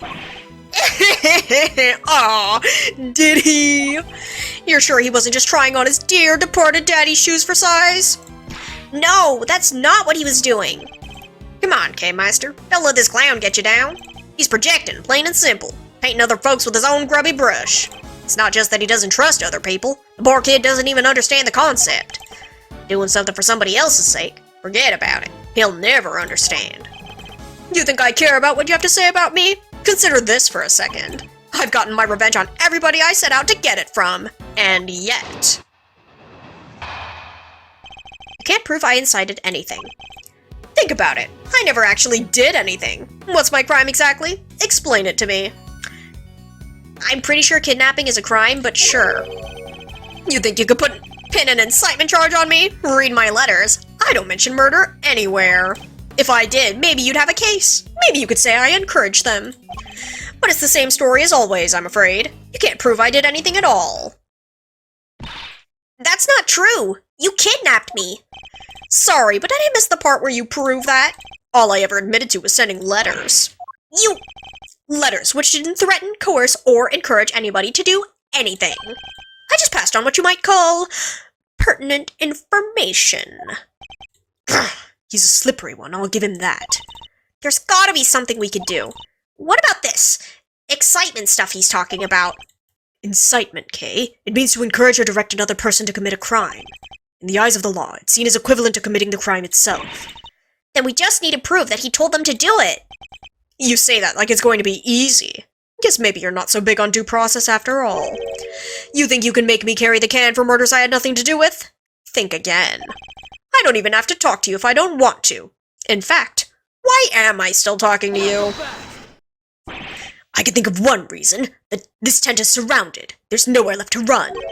Really? You don't think I planned my escape too?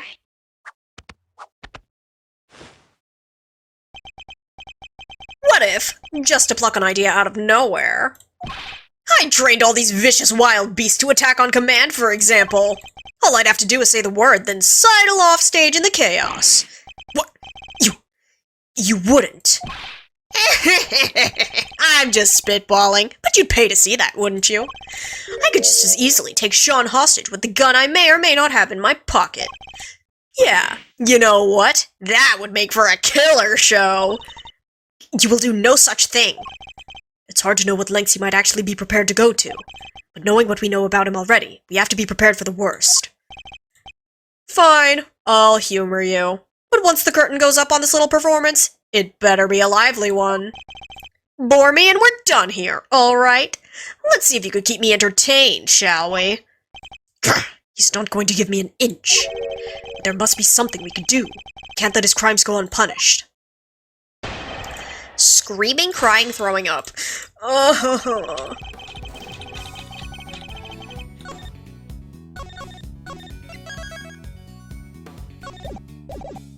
Okay, what do I have? I have letters. Thanks so much for agreeing to help with my plan. Now we can both get what we want. Good luck getting your revenge for what happened 12 years ago. That doesn't say murder. He is correct.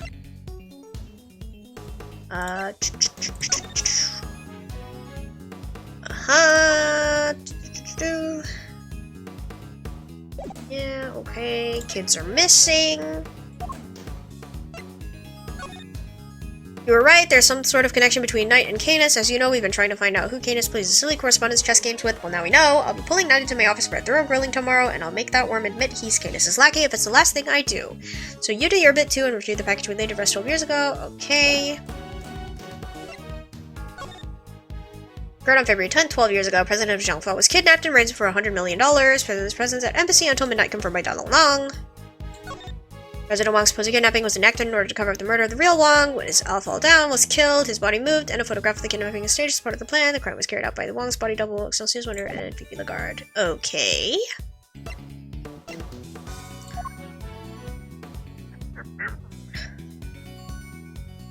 A fire. It's a kidnapping. Oh my gosh, there's like nothing. Oh boy.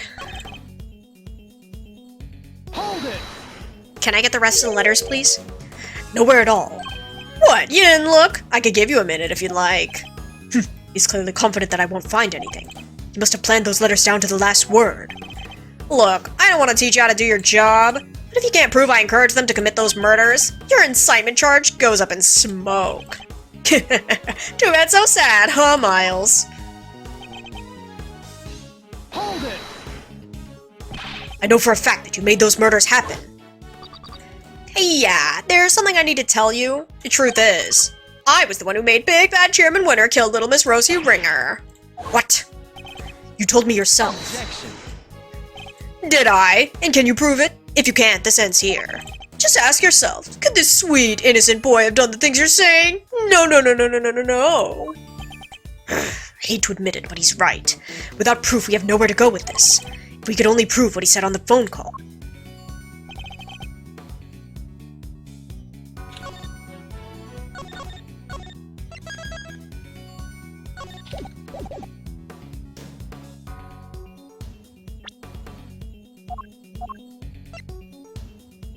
A recording of signals that were intercepted from the bug that was planted in Kay's pen.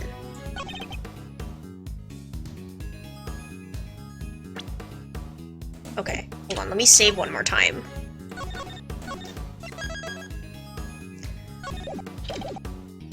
Objection! Uh-oh. No? But it said...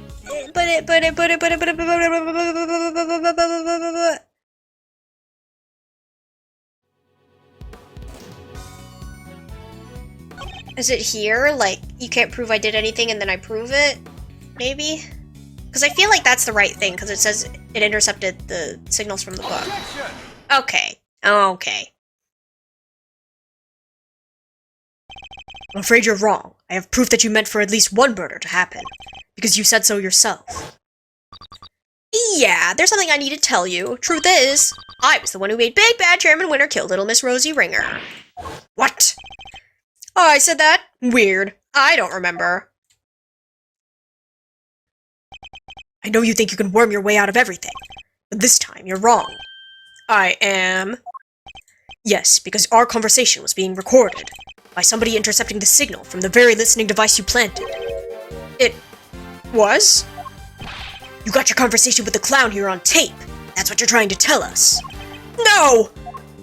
Lang Zi says... Oh. A schemer's schemes will swallow him in the end. Miss Lloyd, could you play us the tape, please? You bet I can! Got it. It was this part right here. Mr. Edgeworth, that's Judge Gavel's cell phone. Who is this? You're the one who abducted Kay. I can't hear, Mr. Edgeworth. Sorry. It was right around here. I was as surprised as... Huh? That's weird. Is something wrong, Miss Lloyd? I'll say. Seems we maybe, didn't quite catch the next part on tape. What? Why? How could it not be on there? Oh, poor babies. You think I'd leave myself wide open like that? Well, think again. There's something a little special about that bug, you see. It can be turned on and off remotely. What? I never knew they made those. Remote control bugs. Sure, they exist, but... So you switched it off to avoid being recorded. Bingo! Objection! But how? You would have had to know you were being recorded in the first place. Objection! And I did. Of course I did. It was so obvious that someone was eavesdropping, and that's because... Miss Lloyd, was it? You knew about the kid prosecutor's kidnapping without any prompting. No. You heard that whole conversation. I did indeed, old pal. But I must say, I thought you would have figured it all out much sooner. Aren't you supposed to be a genius, prosecutor? Now, where were we again? Oh yeah, at the part where if you couldn't prove incitement, it's game over. Oh well. Aw, shucks. So my tape ain't gonna be of no use to anybody after all? Come on, I must have recorded something you could use. If only that were true. Hey, K-Master. Yeah? The old buckaroo. It was hidden in your pin that whole time, right? That shake anything loose from the old brain tree? I don't know. Give me a sec to think. You're the only one who's been in direct contact with him before. Objection! So sad, relying on flawed evidence, desperately trying to make it stick. Well, that's quite enough of that for now. Next topic, please. He's trying to steer us away from our current line of inquiry. You're the only one who's been directly in contact with him before. He had a one-to-one encounter with him only recently. What if the sound from that point in time had been recorded? Miss Lloyd, how long were you recording the intercepts from the bug for? Started about, let's see now, 2 nights back? In which case, during which time frame would we be likely to find Miss Saint's voice on the tape? Mr. Saint's voice on the tape. Miss Saint? Brain? When was Kay kidnapped?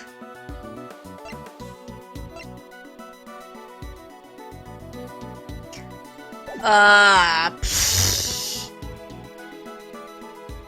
2 nights ago. Mr. Saint abducted Kay and took her up to the roof of the big building 2 nights ago. What if there was a recording from around that time? Miss Lloyd, quickly, play us any tape you have from the night before last. Huh? Oh, sure thing.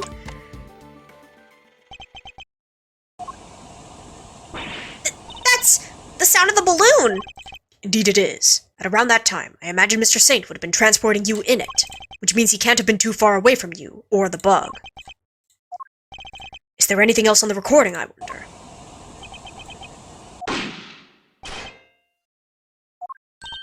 Wait! That noise! That was a gunshot! Zzz. You turned the bug off then too, it seems. Unluckily for you, you were a little late in doing so. There's no escaping it now. That gunshot ties you directly to the case. Huh? What are you talking about? Nobody ever even mentioned a gun. He's wrong. Somebody involved with this case discharged a firearm. I just need to remember who it was and present the piece of evidence that proves it. Which piece of evidence shows that a gun was used in an incident related to this case? Gunshot residue detected on right hand. Take that!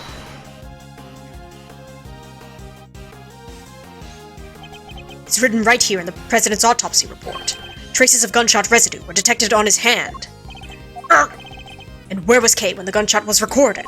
That's right, she was in the balloon being taken by you to the top of the big building. However, the roof wasn't as deserted as you needed it to be.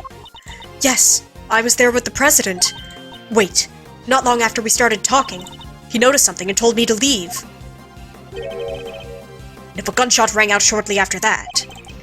Don't tell me you didn't hear it yourself, Mr. Saint. Not when it sounds crystal clear in this recording. You're just going to pretend to ignore me. What else do you expect me to do when you keep spouting your weird theories? We didn't just hear a gunshot on that tape. Ka-chang! If you listen carefully, you can hear that the bullet hit something, too. Could the president have been aiming at Mr. Saint? Or would the bullet have struck? Take think the president was firing at the balloon. And if he was, what we heard on that tape could have been the bullet hitting the basket. Let's take a look and see, shall we?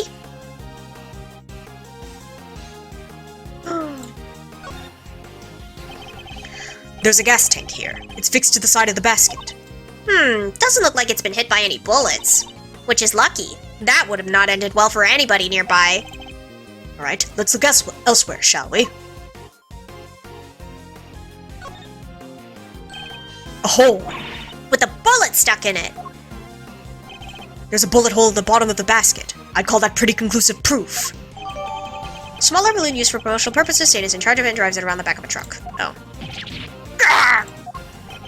Well, Mr. Saint, how do you explain not just the sound on the tape, but the accompanying bullet hole? You see everything, don't you? It's pretty impressive, I have to admit. I doubt there's anything I could hide from you even if you wanted to find it. Oh, I doubt there's anything I could hide from you if you really wanted to find it. Just shut up and confess, will you? Alright. No need to get cranky.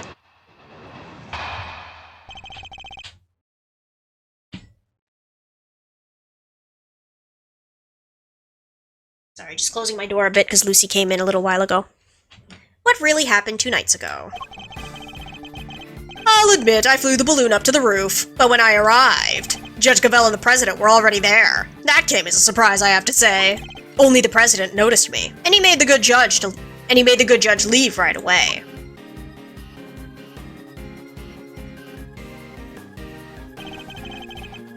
Then he pointed his gun at me and fired. But why was he trying to shoot down the balloon? Oh, that's simple enough. When I arrived, he was just about to murder your friend the judge here. Me?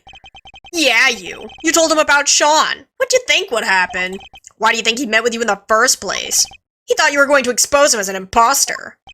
Because she knew the truth about Sean's parentage. He was afraid. Afraid? Yeah, you could say that. The man was a total coward. His hands were shaking so much when he tried to get rid of me, he couldn't even shoot straight. So you see, I just happened to be in the wrong place at the wrong time. I was an innocent bystander.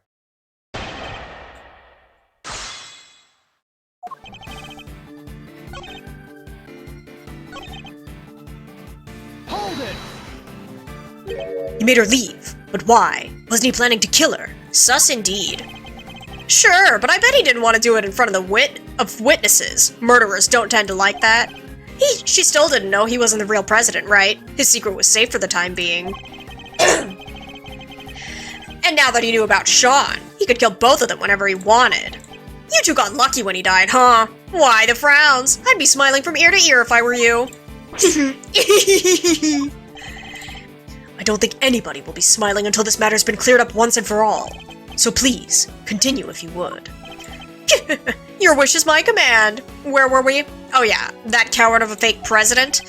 I guess a witness suddenly appearing in the sky must have shaken him up pretty badly and he panicked. Hold it! You're lucky that the bullet only struck the bottom of the basket. Yeah, I tried to get out of there the second he pulled out that gun. Couldn't have my balloon going pop. But it was a close run thing. So you left right then and there. Of course I did. He was shooting at me. Are you saying there's a problem with that? Does that present a problem? He could have shot again. But I don't know if that's the problem they want me to find. In the end, you managed to leave Kay there up on that rooftop, which means you didn't actually leave the vicinity, did you? Oh yeah, guess I forgot to tell you the next part. After he shot at me, he escaped through the hatch to the 51st floor. I hung around a little longer to make sure the coast was clear, then I landed on the roof. Would you mind appending that statement to your testimony? Makes no difference to me.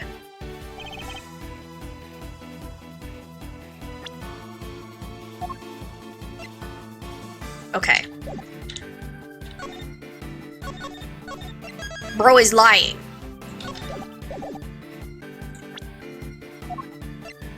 Objection!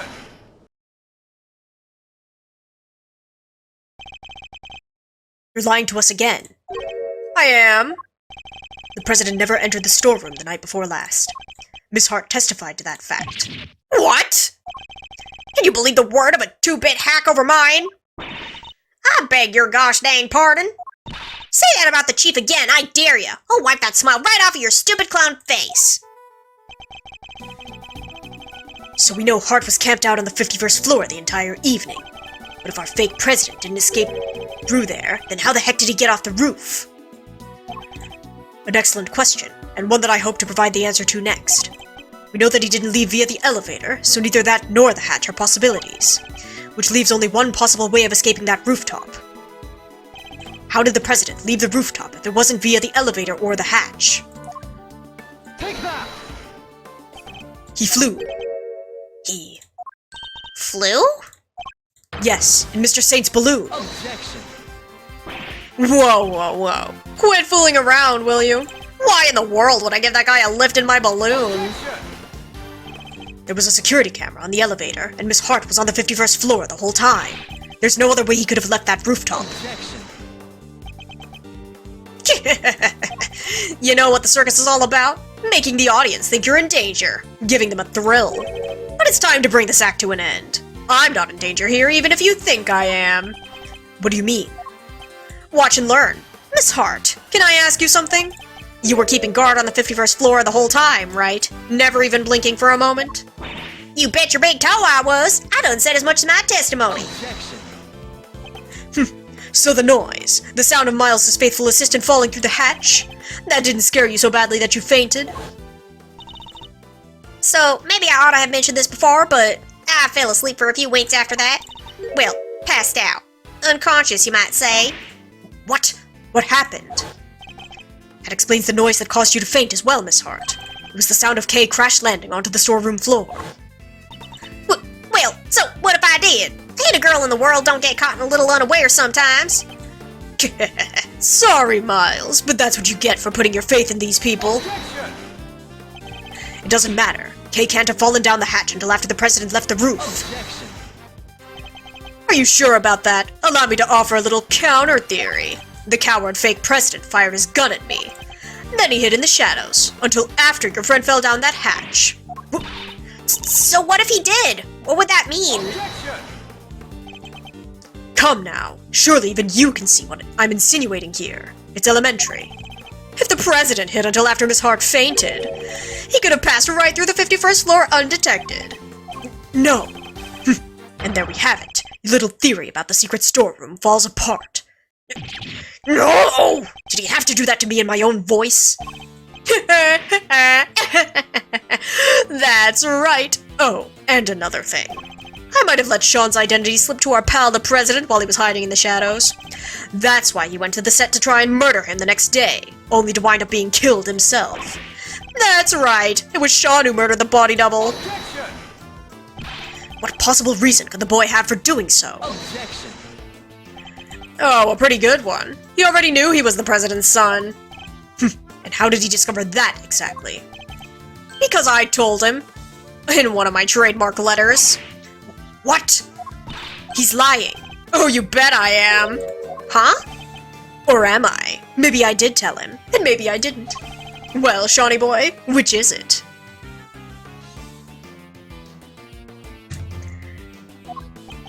It was my fault the Torosaurus head fell off the roof. I admitted that much already. But I didn't find out about my dad until today, I swear. Well. I knew about the falling head thanks to the bug. But who knew it was you who made it fall, and the president died from... being crushed, was it? Ah! Alright, well that's confirmed at least. You were the murderer! Congrats on getting your revenge! That ties everything up pretty neatly, wouldn't you say? Although I guess you'd say something more like... Ah! And so... That's Edward voice, hang on, oh... And so the pieces fall into place at last. Well, counter my unassailable logic if you can. The murder of the so-called president. You know my MO by now, right? I'm a hands-off kind of guy. I just like to pull a few strings here and there. That was the case with Bronco, with Chairman Winner. So what makes you think I'd let that fake president set foot on my balloon? Besides, I thought he was crushed to death by that model monster head. And who said old Torosaurus' noggin a falling, It all makes perfect sense. That's how our imposter wound up dead. No doubt about it. And what was the motive behind the murder? The little truth I shared, just like I said. Get it? The truth. The thing you're so fond of. That's what caused the murder here, not me. No, that's not possible. Well, is there a detective in the house? Somebody arrest that boy. Can't help but noticing nobody's rushing to slap on the handcuffs. What's the matter? Grr, curse you. Just as I thought. Admit it, you're all the same. You, Winner, that idiot phony president. You want the real culprit to go free so you can railroad me into a jail cell, don't you? That's the justice you all claim to love so much. You only love it when you can twist it to suit your needs. No, that's not true. Objection. Well, if you're not going to make the move, guess I'll have to step outside and speak to an officer myself. Once I tell them the kid here's a murderer, maybe then they'll finally do something. Objection. We're not done with your testimony yet, Mr. Saint.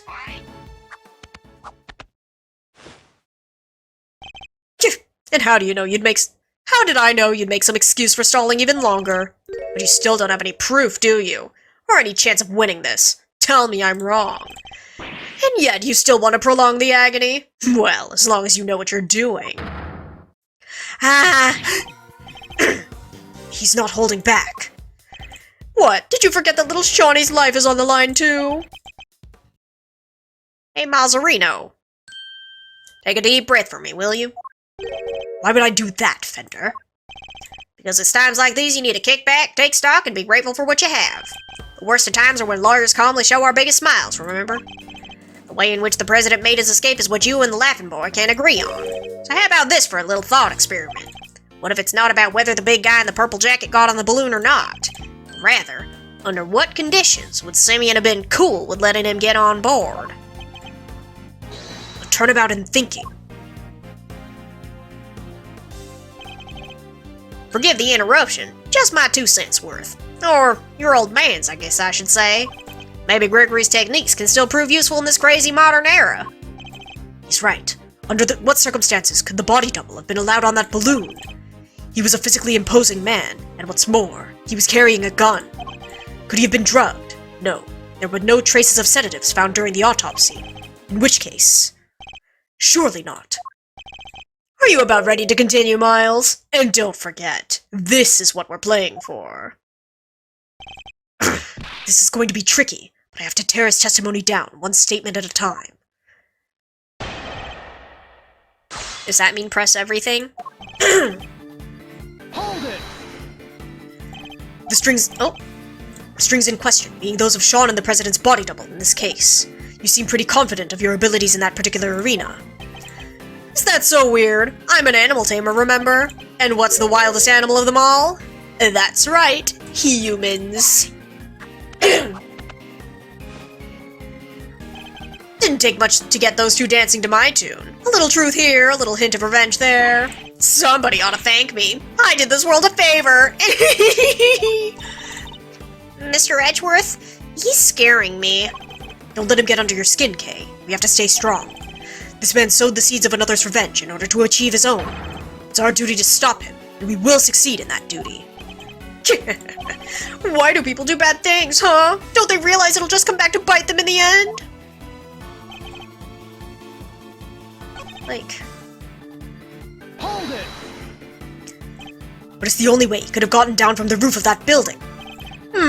Alright, let's game this one out, shall we? Suppose I took him down to the ground like you said. What's wrong with doing that? Objection. So you admit it, you did take him under balloon. Objection. You're really obsessing over this one little detail. This isn't like you, Miles. And how do you think it went down? He held me at gunpoint and said, "Show me the city at night"? That's ridiculous, and you know it is. Or did you really fail to think this through? Objection. You said yourself you gave him and Sean's identity. What? You said yourself you gave him Sean's identity. Surely that was enough to win him over. Objection. Win him over? The man who shot at me? No. Then you must have put him to sleep and carried him away like you did with me. Objection. Very well. Let's suppose that to be true for a second. Did the autopsy show the presence of sedatives? It's no good. He's just not giving us an opening. Anyway, never mind all that. There are way more interesting things I'd rather talk about. Hold it! Actually, I have some doubts about that. I mean, if the president really was killed by the Torosaurus head. Objection! Don't tell me you're throwing your own pet theory in the trash, Mr. Genius Prosecutor! Aren't you the one who went to all that trouble to prove the man squished by head hypothesis was true? Objection! That may have been my theory at one point, but that was when we thought the head was the only thing that could have crushed him. Objection! Why the past tense? That's still your theory, no? It's not like you have anything else right now. The president's body double was crushed under the falling Torosaurus head. Fact. No, there must be something. Some other piece of evidence that could link this man to the president's death by crushing. Don't you think it's time you gave up, Miles? I don't like watching you struggle like this. We all know who did it. The model head is practically screaming his name.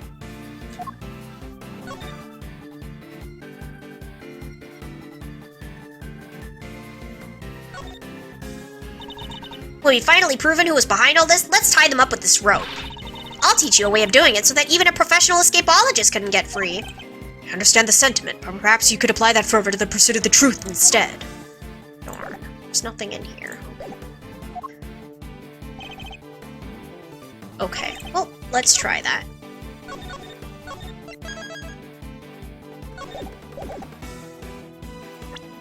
Balloon.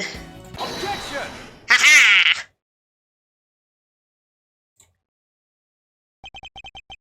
Sean didn't kill the president. The president was crushed by a monster. What? Did you really just say that? You? Oh, I get it. He's the kid who can communicate with giant beasts, right? Did he use his special powers? The only person in communion with monsters is you. Sorry, but you must have me mixed up with somebody else. No monster pals here, I'm afraid. Objection! Why the false modesty? You're very close with at least one such creature. In fact, you can make this particular monster do exactly as you command. It was you who killed the president, Mr. Saint, and I can prove it. What? You're talking about the lion balloon. Yes, a quivering mockery of a monster filled with hot air, but a monster nonetheless. Not entirely unlike Mr. Saint himself. Sorry, you lost me. What are you trying to say exactly? Objection! You seem very keen to stick your story about having manipulated Sean and the president, but no matter how true you may have wanted it to be, that was nothing more than a desperate lie. Even the most skilled animal tamer can't make the dead do his bidding. And the president was dead long before he left that roof, having been killed by your balloon. I get it. That thing may look lighter than air, but it weighs a few 100 pounds, right? When the president attacked you from the roof, you had to think quickly in order to protect yourself. The method you chose, landing the balloon right on top of him. Squish. You didn't need to let him ride on that balloon, and he didn't need to coerce you into taking him, because what you took away was his dead body. Objection! Wait a minute now, Miles. If what you're saying is true, the president would have been killed 2 nights ago, which would mean the time of death recorded in the autopsy was wrong. It would. Wow, you're really losing your touch. Look again. It's written right there. Time of death, April 5th at approximately 11 p.m. Clear as day. Gah! April 5th? That was yesterday. Which means... Exactly. It means he died when the Torosaurus head fell off that roof. Alright, Sean, it's time to be honest with us all. You know it's the right thing to do. You killed your daddy, didn't you? You hated him, didn't you? We get it. Who wouldn't? He just left you. What kind of a father would do that? No! That's not what happened. I already told you. I didn't know who he was until today. Oh, but you did know, because I told you myself. Ugh, can my theory really have been so wide off the mark? I want to thank you once again, Miles. You hounded Winter and Lagarde until their crimes were finally exposed. And by ruining them both, you helped me get my revenge. Gotta love those powers of deduction. If the time of death matched up, everything else would fit. So, could he possibly have cheated the time of death somehow? Oh, and what was the other guy's name again? Carmelo Gusto? You even ran him down for me. That was some great work you did there. Of course, Gusto, the IS-7 incident. He killed Frost and froze his body in order to conceal it. Mr. Gusto needed to freeze Mr. Frost's body in order to obscure the time of death. If they determined that the murder occurred during afternoon tea, he would have been an obvious suspect. Bingo!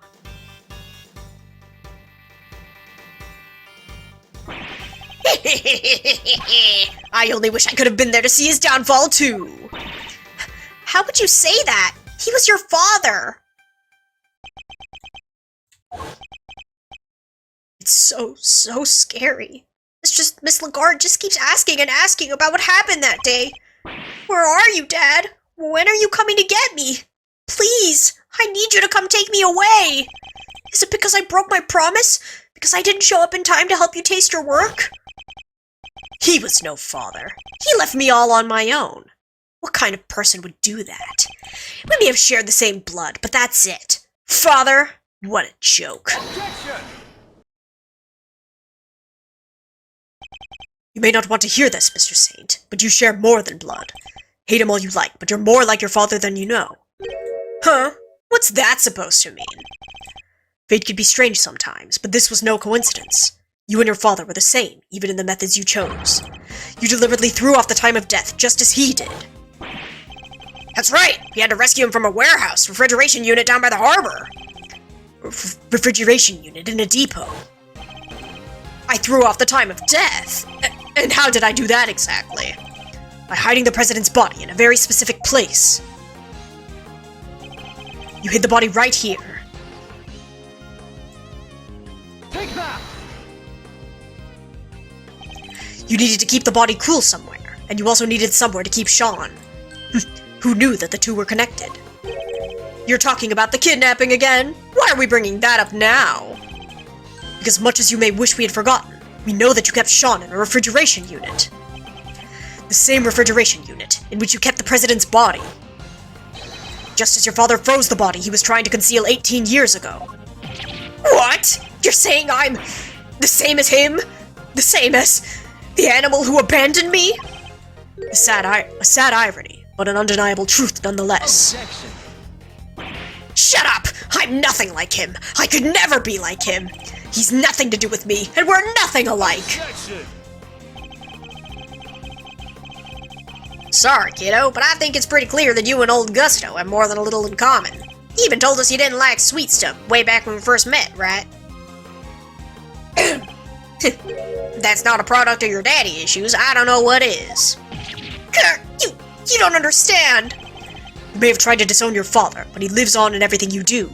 You think the same way. And you're every bit as prepared as he was to sacrifice others in order to protect yourself. Your crimes were even exposed in the same manner. You couldn't be more similar.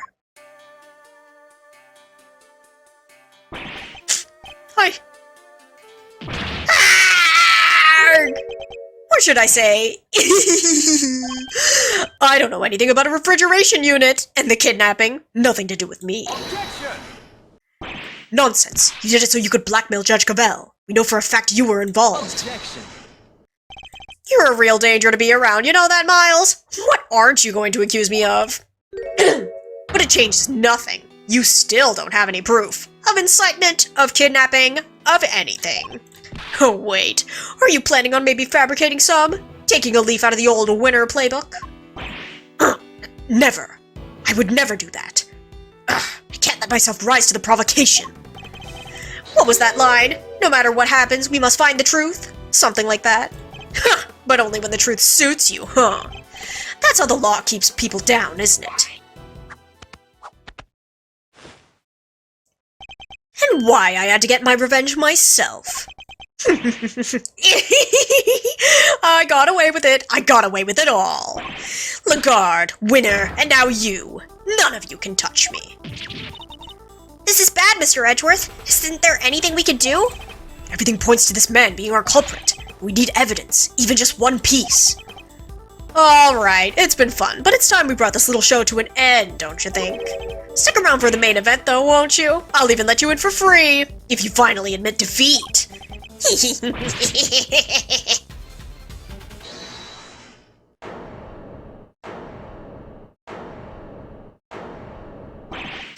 Who was that? The goat! Sorry to keep you waiting, sir. Gummy, where have you been? I've been doing my job, just like Mr. Edgeworth asked me. And Detective Gumshoe, do you have anything to report? I had them look into a few things real quick, sir, about the refrigeration unit where the kid was kept. It was registered, too? The Berry Big Circus, just like you said. And there it is, just in the nick of time. Excellent work, Detective. Well, Mr. Saint. Must be some kind of mistake. Why would a circus need a refrigeration unit? A valid question, I suppose, but we're no experts on the circus trade. Perhaps we could ask your department manager for her thoughts on the matter. Well, Miss Berry. Heck! We do hire a unit to store all the food for the animals. But I don't know where it is. I leave all that to Simeon. He's so good at that kind of thing. Gumshoe with the clutch, we love him. Ah! You fool! Eek! Simeon, you're scaring me! Such a shame, but rushing to find a solution after the fact so often leads to mistakes. You knew that if the body was found in the unit, the suspicion would fall on you. So you panicked and moved it to the grounds of the big building instead. But you weren't counting on Sean being found in the unit when you kidnapped him. If only you'd known you were up against a great thief and an even greater detective. Is everything alright? You're looking a little pale. Don't think you've won just yet, Miles. You're missing the proof for the most important part of your little theory. I am. Perhaps you could enlighten us. You don't have any evidence that I crushed the presidential faker with that balloon. And I know you don't, because there isn't any. I'm afraid there is. What? Mr. Saint murdered the victim as we think he did. There should be traces of your misdeed on this piece of evidence. Take that! Analysis of the balloon basket should turn up the evidence we need. The balloon again! You already have your bullet hole. What else do you expect to find? We, expect to find plenty, actually. Isn't that right, Mr. Edgeworth? If there's truth to be found, then he'll find it. He's a hero of justice. He sure is. We'll find something for sure. Mr. Edgeworth has gotten out of way tighter spots than this one. What they said. We believe in you, Mouserino. And so does your pop. He's looking down on you right now, as I know he is.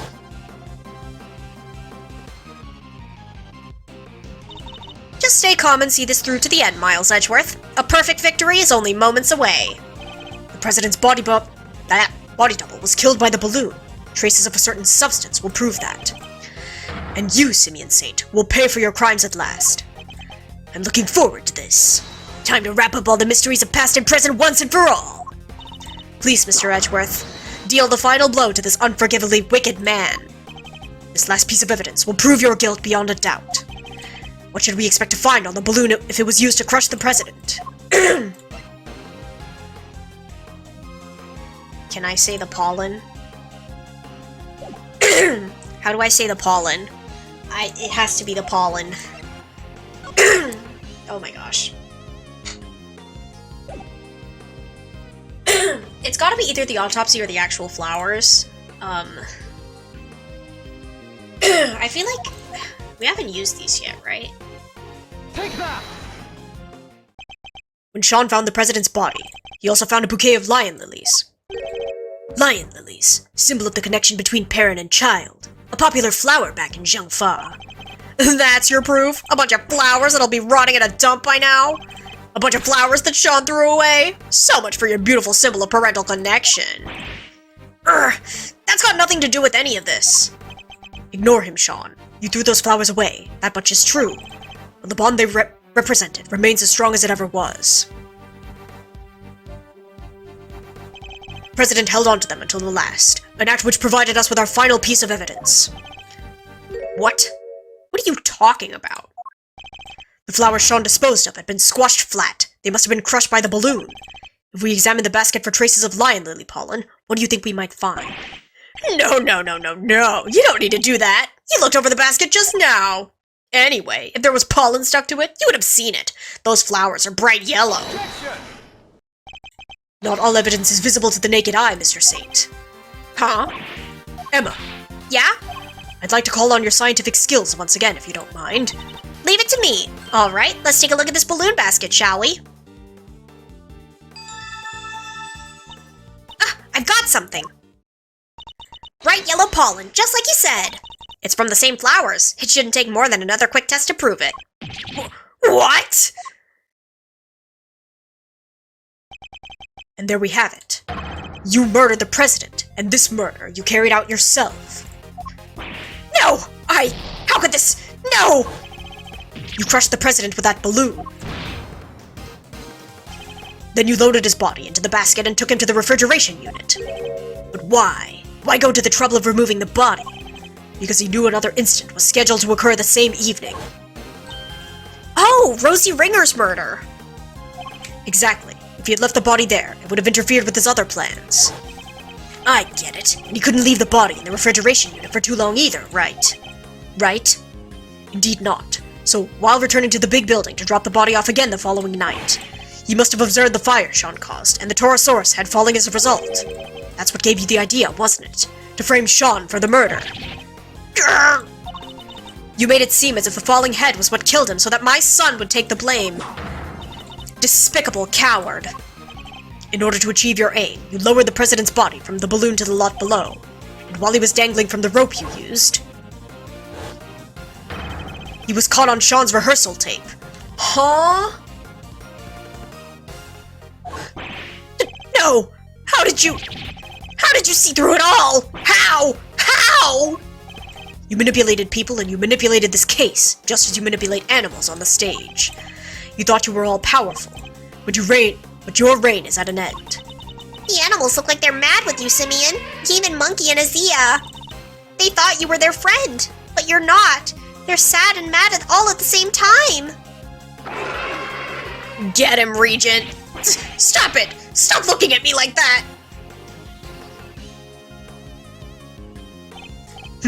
Perhaps they will when you finally stop clowning around.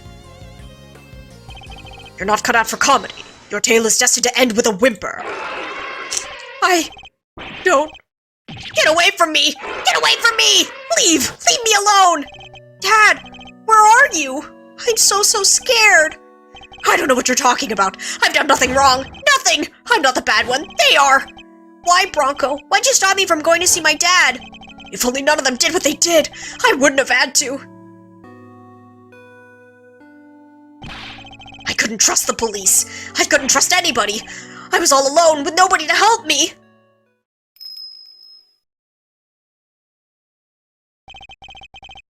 But that man, he helped me.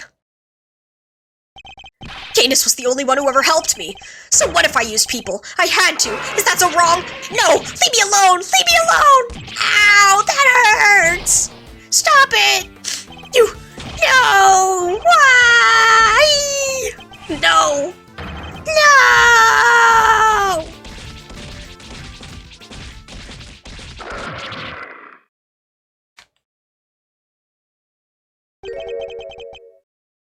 It seems the game is up at last. The killer! Mr. Edgeworth, may I be the first to congratulate you. You have unmasked the person behind this entire sorry affair. Now I'm free to... No! Guns are so clumsy, don't you find? I don't have a gun. Please, not only are you carrying one, you're just about to draw it. You must have stolen it from the president after murdering him. This gentleman betrayed a bond of trust. He knew the so-called president was an imposter, and yet he employed me to kill him nonetheless. There is nothing more dangerous for an assassin than to be lied to about the nature of one's target. If one does not know what cards one's opponent is holding, one can be very unpleasantly surprised. But that was not your true crime. No, thinking you could deceive me, manipulate me. That is the crime for which you are about to pay. No!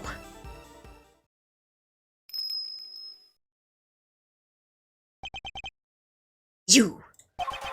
It's been a while, the killer. Step aside, Canis. Step aside, Canis. That man is my target. I would politely ask that you call off this particular job. He'll pay for his crimes, but in prison, not at the end of your blade. And if I refuse, let us just say that I might not take the loss of the one life that I ever saved too well.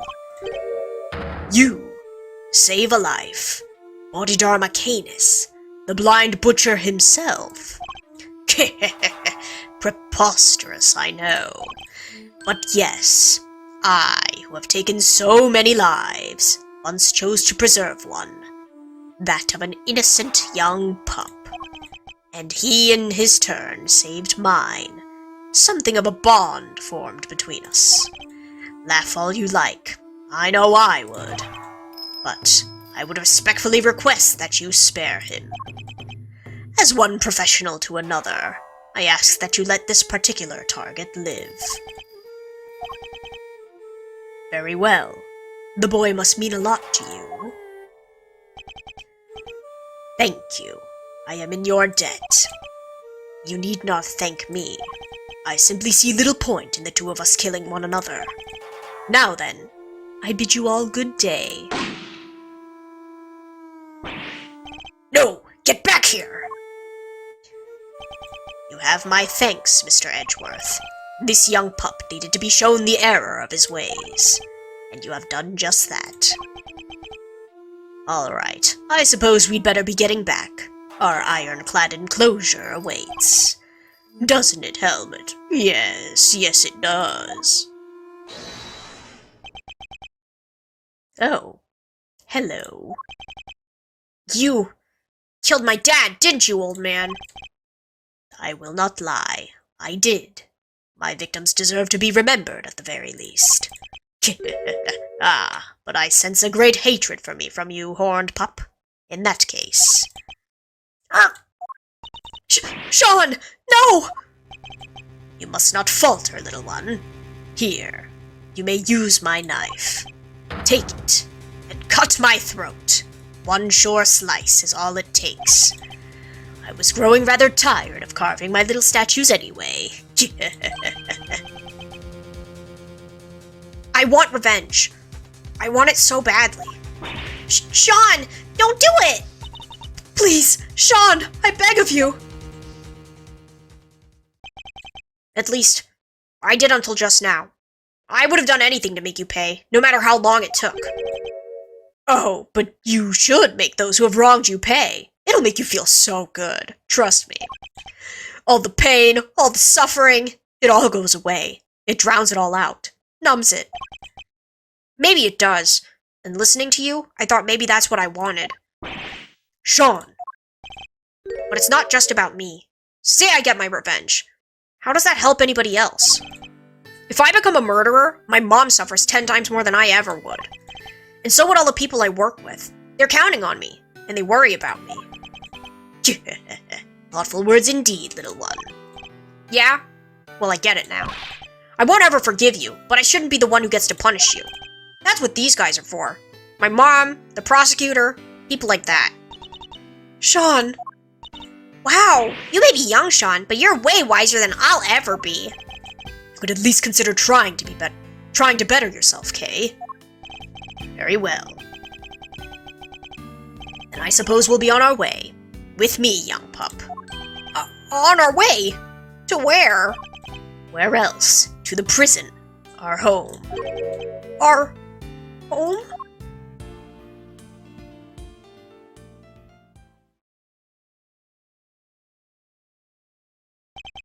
And with that, the case came to an end. A case that had dragged so many people into its orbit. But as for me, there was one last thing I had to do.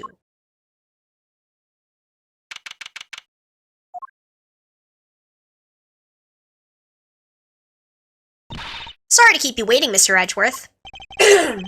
What's the big idea, big guy? Want to tell us what we're doing here? Mr. Edgeworth, your request has been processed and approved. Huh? Your what now? I've asked for my prosecutor's badge to be reinstated. Your badge! What is the meaning of this? I am returning it.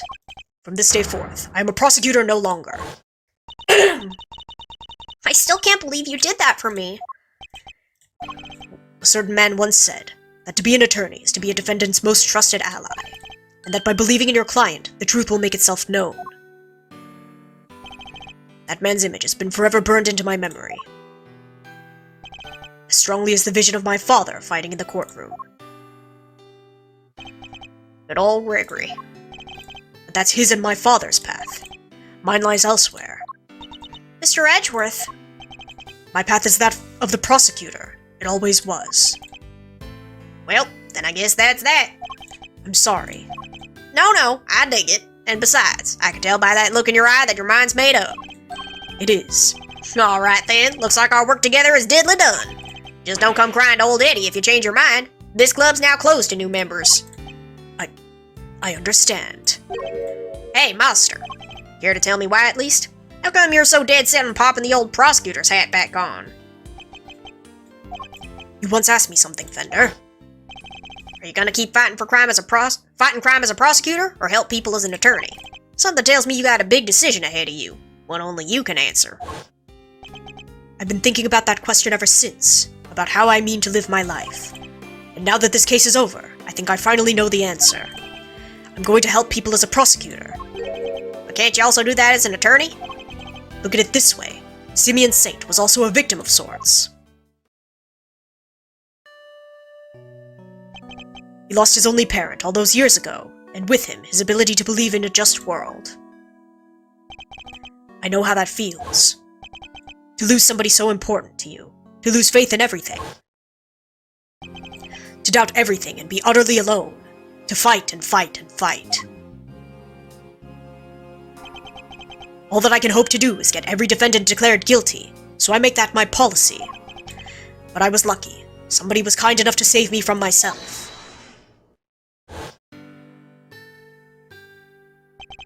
Mr. Saint had nobody. He had no faith in the law. He felt that seeking revenge himself was the only option. But I doubt even you imagine that the body double would ever go so far as to co-opt our country's police. No, I sure didn't. And as long as Winter was around, no evidence was ever going to stand.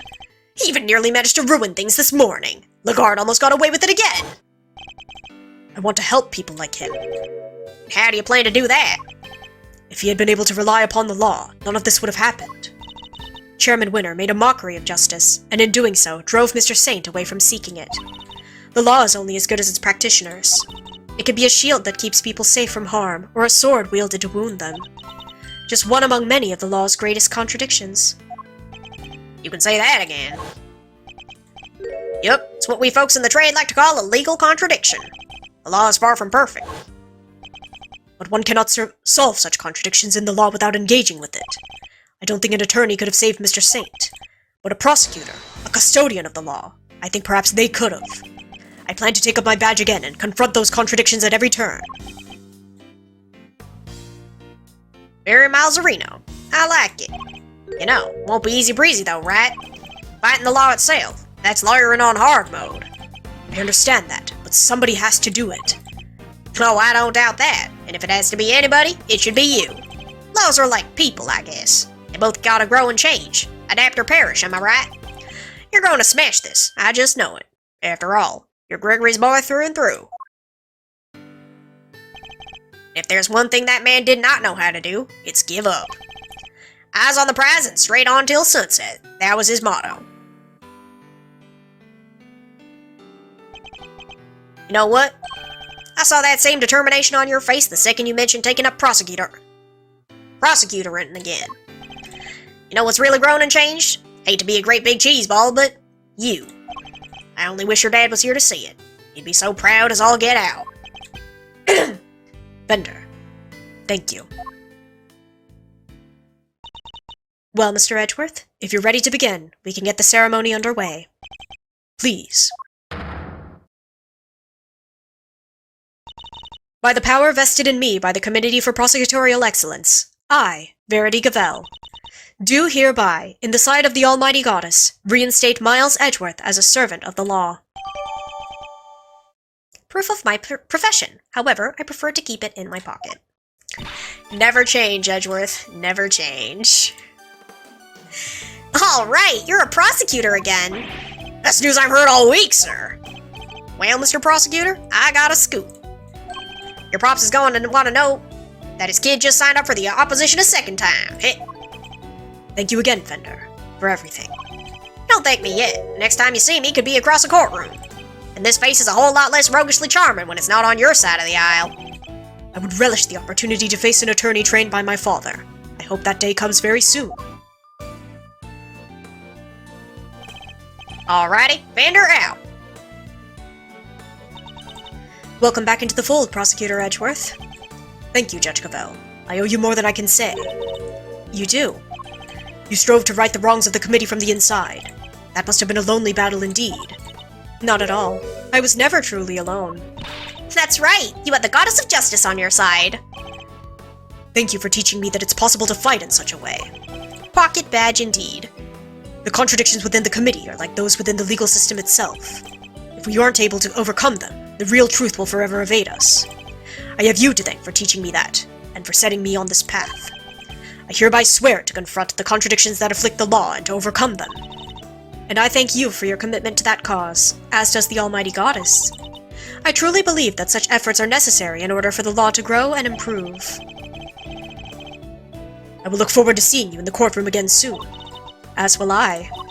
You did not see the best of me when I last oversaw a trial. The next time will be different. I will show you what it means to serve justice with true impartiality. Judge Cavell, I don't mean to call your motivation into question. Yes, Mr. Edgeworth? But to my mind, the ideal judge is not wholly impartial.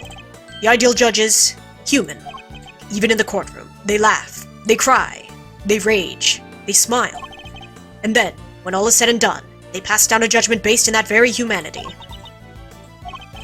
I'm not sure exactly how to put this, but perfection isn't always the loftiest of ideals, and it's certainly not the only thing to strive for. Forgive me, this is my opinion. Oh, nothing more. You're right, of course. There are other ways. I thank you for sharing your insights. Mr. Edgeworth, there is another reason I was never truly alone during my long struggle against Chairman Winner. Someone else was with me. Someone other than the goddess. Of course! Sean! This clipping gave me more courage than words can express. Simply having it near gave me hope.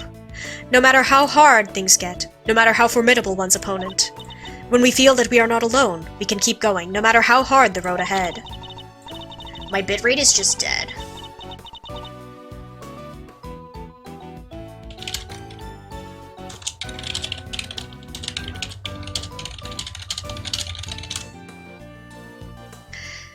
Mistakes have been made, but we must fix them, for Sean's sake, more than anyone else's. Like the mistakes made in the incident in which his father died. So you see, there's something more important even to me than the words of the goddess. Though it may anger her to hear me say such things. So that was your secret weapon all along, the strength of your bond with your son. Perhaps you're right. Perhaps I should not strive for an unachievable perfection, but I must grow. As a servant of the law, and as a mother. That I believe above all else. I see. It seems that we both still have plenty to learn. Indeed. We are neither of us perfect yet. Let us continue along our chosen paths, and continue to grow as we tread them, until we meet again. I will look forward to that day. May the goddess watch over you as you embark upon the next step of your journey.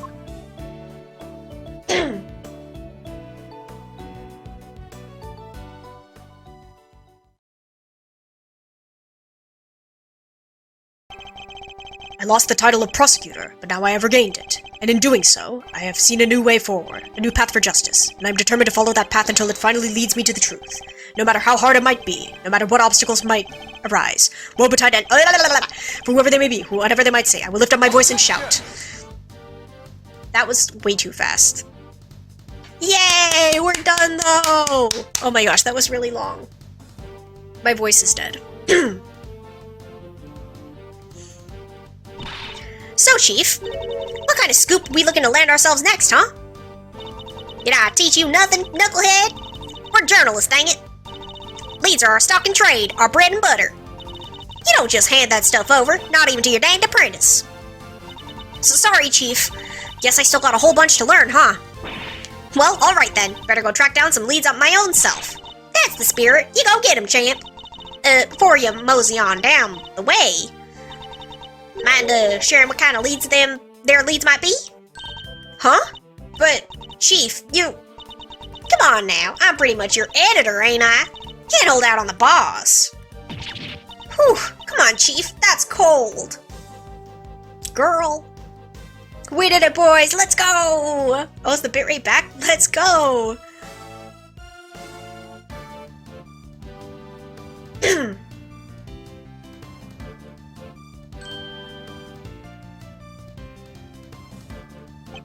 My arm wound has yet to fully heal even now.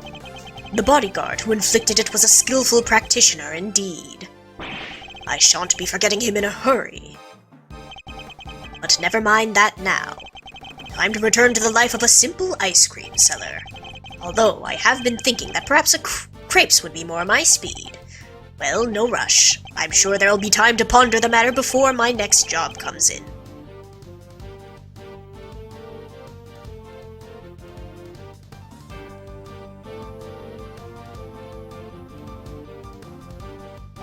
Sure, you might have knocked me on my butt, wise guy, but I ain't up for the count just yet. I'll be keeping my guard up and looking for an opening. We gotta get out of this dump. Ain't that right, Teddy? When the bell rings for the next round of escape shenanigans, we'll come out swinging. Till then, it's training, and more training. Ow. My voice. Ooh. Spare me.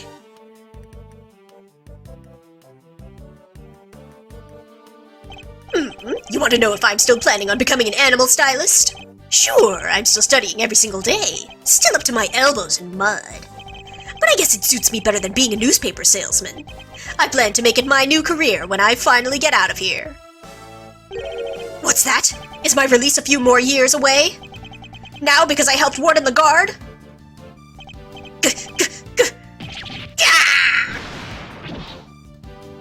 Why do you think I'm being so nice to these stupid freaking animals? I don't care about the freaking license, I just want to get out of here. Why me? Stop helping criminals, bro.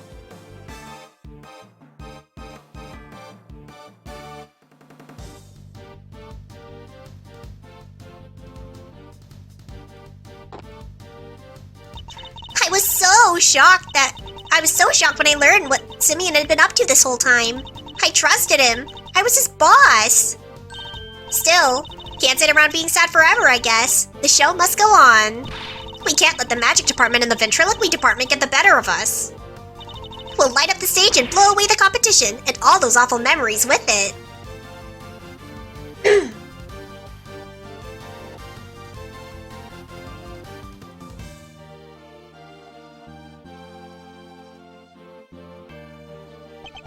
Must have gotten soft in my old age, haven't I, boy? Yes, I have. 18 years ago, I saved a life, and the troublesome child is still keeping me busy to this day. And now here we are, back in a cage. Well, we'll have company soon at least, won't we, boy? Yes, our friend the pup. Things certainly won't be dull with him around. No, they won't.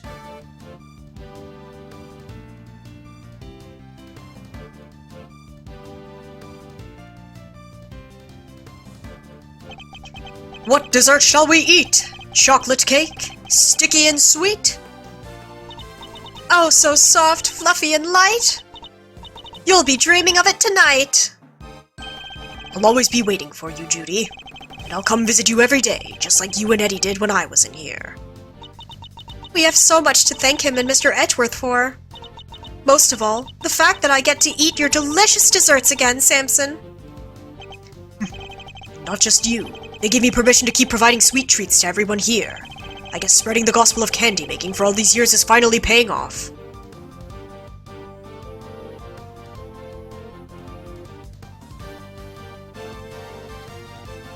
Who's gonna tell him he's never getting out? He's cooked.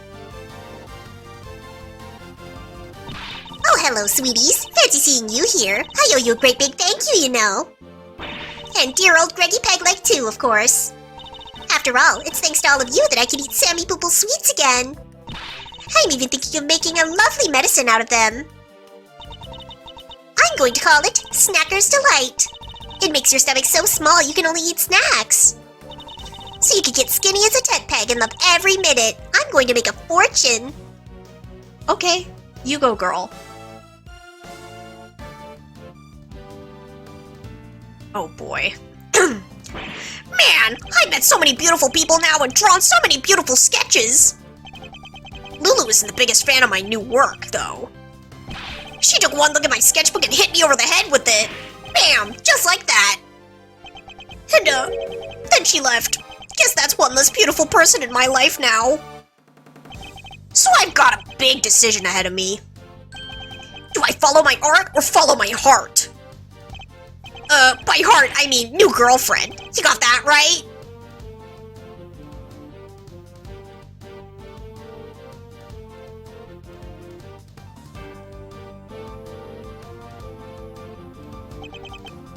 Badster, the Badinator. Seriously though, thanks for the assist today, good buddy. You want me to talk about IS-7? I'll talk all day. Sounds like that Edgeworth kid is doing good work. Yeah, Malzarino chose a different path from his old man in the end. A path that means we can't work together. But that won't stop me looking in on him from time to time. You've come pretty far yourself. Holy macaroni! A compliment from Big Bad Detective Bad? Am I dreaming? Well, flattery will get you everywhere, old pal. You ever need a little fender magic? Just say the word.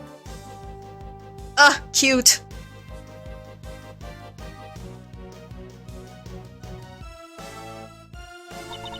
Looks like they'll be letting me off a little easier than I thought for what I did. I guess because I told them I was kind of forced to do it. Ouch! Ain't no such thing as easy when it comes to crime, dang fool child. Sorry, Grandma. I still feel awful about it, of course. But I'm just so glad I get to stay out here with you. What's that? You think we should be getting back to work? I guess you're right. Can't keep the dead waiting. Great. Awesome. Good for you.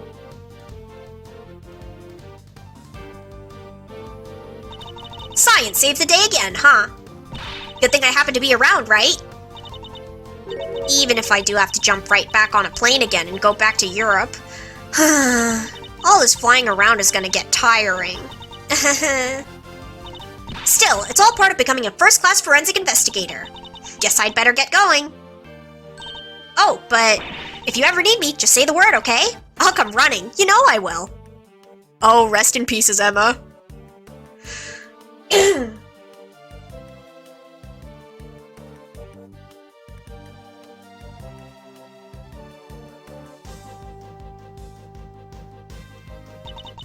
The greater one's father, the greater the pressure to be great. But Eustace Winner, was it? He has chosen his own path now, and he will be tested. Just as I was. Miles Edgeworth chose to live as a prosecutor over how his own father lived. That, too, is a valid answer to the question we've all had to wrestle with.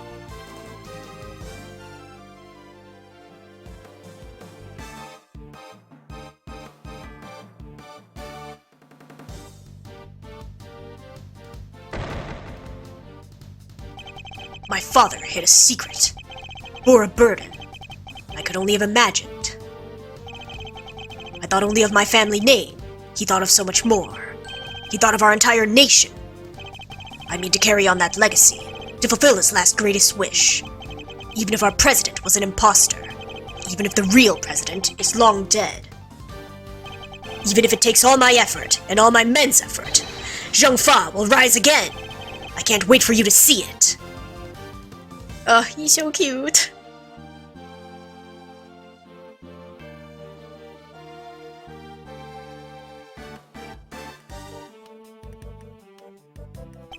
I gave up on the winner thing. Told everybody to stop calling me that. Because I didn't win. My dad did it all for me. I'm going to start again from scratch. I won't let what he did ruin everything. And pretty soon, I'll be better than him, and better than Edgeworth, so watch out! Now, first order of business, get a new nickname! never change.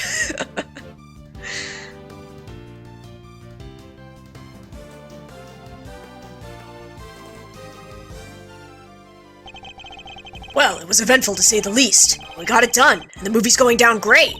I think the murder stories in the gossip magazines might have helped.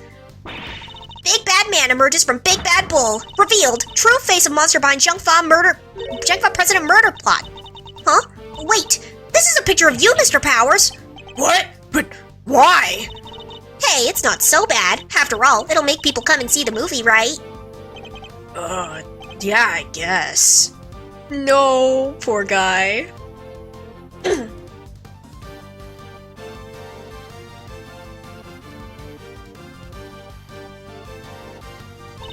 I very much enjoyed the movie, Sean. It's nothing. It wasn't even a big part. The boy who befriended both Torosaurus and Gordy. They don't come any bigger than that. And it was a role you were born to play. You think? Well, it'd be cool to be in the sequel, I guess. And I kinda like acting. Hey, can we pick something up before we head back? I wanted to get some lion lilies. For my dad. Of course, and I will buy some too. For Amelie. Thank you for the hydrated and stretch kimono!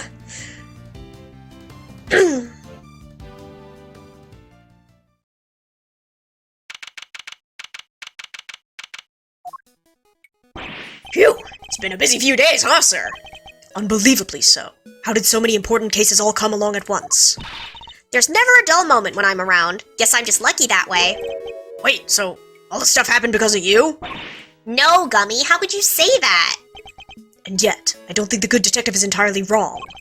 Well, Kay, what now? Will you be returning to your thieving practice? Yeah, good question. What? You're not sure? How can I put this? I guess I feel like I've been trying to follow in my father's footsteps this whole time, you know? Trying to become a great thief just like he was. Yatagarasu. Or a Yatagarasu, at least. But watching how this all panned out for you, Mr. Edgeworth, it got me thinking that maybe I need to get out from under their shadow and live my own life too. Just like how you decided not to do the whole attorney thing. It's time to make our own fate. She's right. After all, nothing thrives in the shade. I'm going to be my own hero. That sounds like an admirable plan indeed.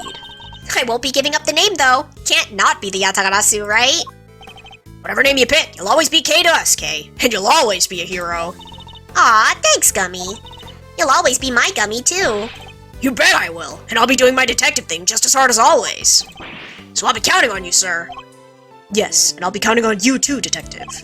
Just as I've been counting on you these last few days. You've helped us out too many times to mention. I think your next salary review may come as a pleasant surprise. Huh? Huh? Wait, you mean... What's the matter? I'm saying I'll see to it that you get paid a little more, detective. You will? This is unbelievable, sir. No way! Go Gummy! It's like a dream come true! I can finally leave the instant noodle life behind! But don't think I'll be letting you rest on your laurels. Your work won't be getting any easier. I hope you understand that. Yes, sir! Understood, sir! I'll give you everything I got, just you wait and see! Goodbye, Gummy! Render and Judge Gavel set me on a new path in life. A path on which I will face down every contradiction that the law has to present. A path at whose end lies the ultimate truth. But can I really do this? I'll need to give it some serious thought. It certainly won't be easy, nonetheless. Mr. Edgeworth, there's another reason I was never truly alone during my long struggle against Chairman Winter. Someone else was with me. Someone other than the goddess. Of course! Sean! This clipping gave me more courage than words can express. Simply having it near gave me hope. When we feel that we are not alone, we can keep going no matter how hard the road ahead. So that was your secret weapon all along. The strength of your bond with your son. The strength of my bonds. Oh, I almost forgot! What? What is it? I was trying to find other members for my Yatagarasu team, right? I do vaguely remember something about that. I never even found a single one. We were going to be unstoppable in our quest to steal the truth. So much for that little pipe dream. You're kidding, right? You already have a team. A team that can solve any case in the world. Any case the world cares to throw at it. Huh? Yeah, I guess I do. The prosecutor, the detective, and the great thief. Between the three of us, we can hunt down the truth, put it in handcuffs, and steal it once and for all. I can't help feeling a little sorry for the truth in that case. As long as the three of us stick together, we got nothing to fear, right, Mr. Edgeworth? Indeed, nothing at all. My father followed his own path, right to the end. And now I follow a path of my own making, too. But not alone. I have some colorful companions to help me. As long as they're beside me, I won't lose my way. It's a new path, and a new me. And I'll be walking it as a prosecutor, not an attorney. My father's path and mine are different. But they're not as separate as they may seem. Though the routes differ, the destination is the same. Because, of course, both end at the truth.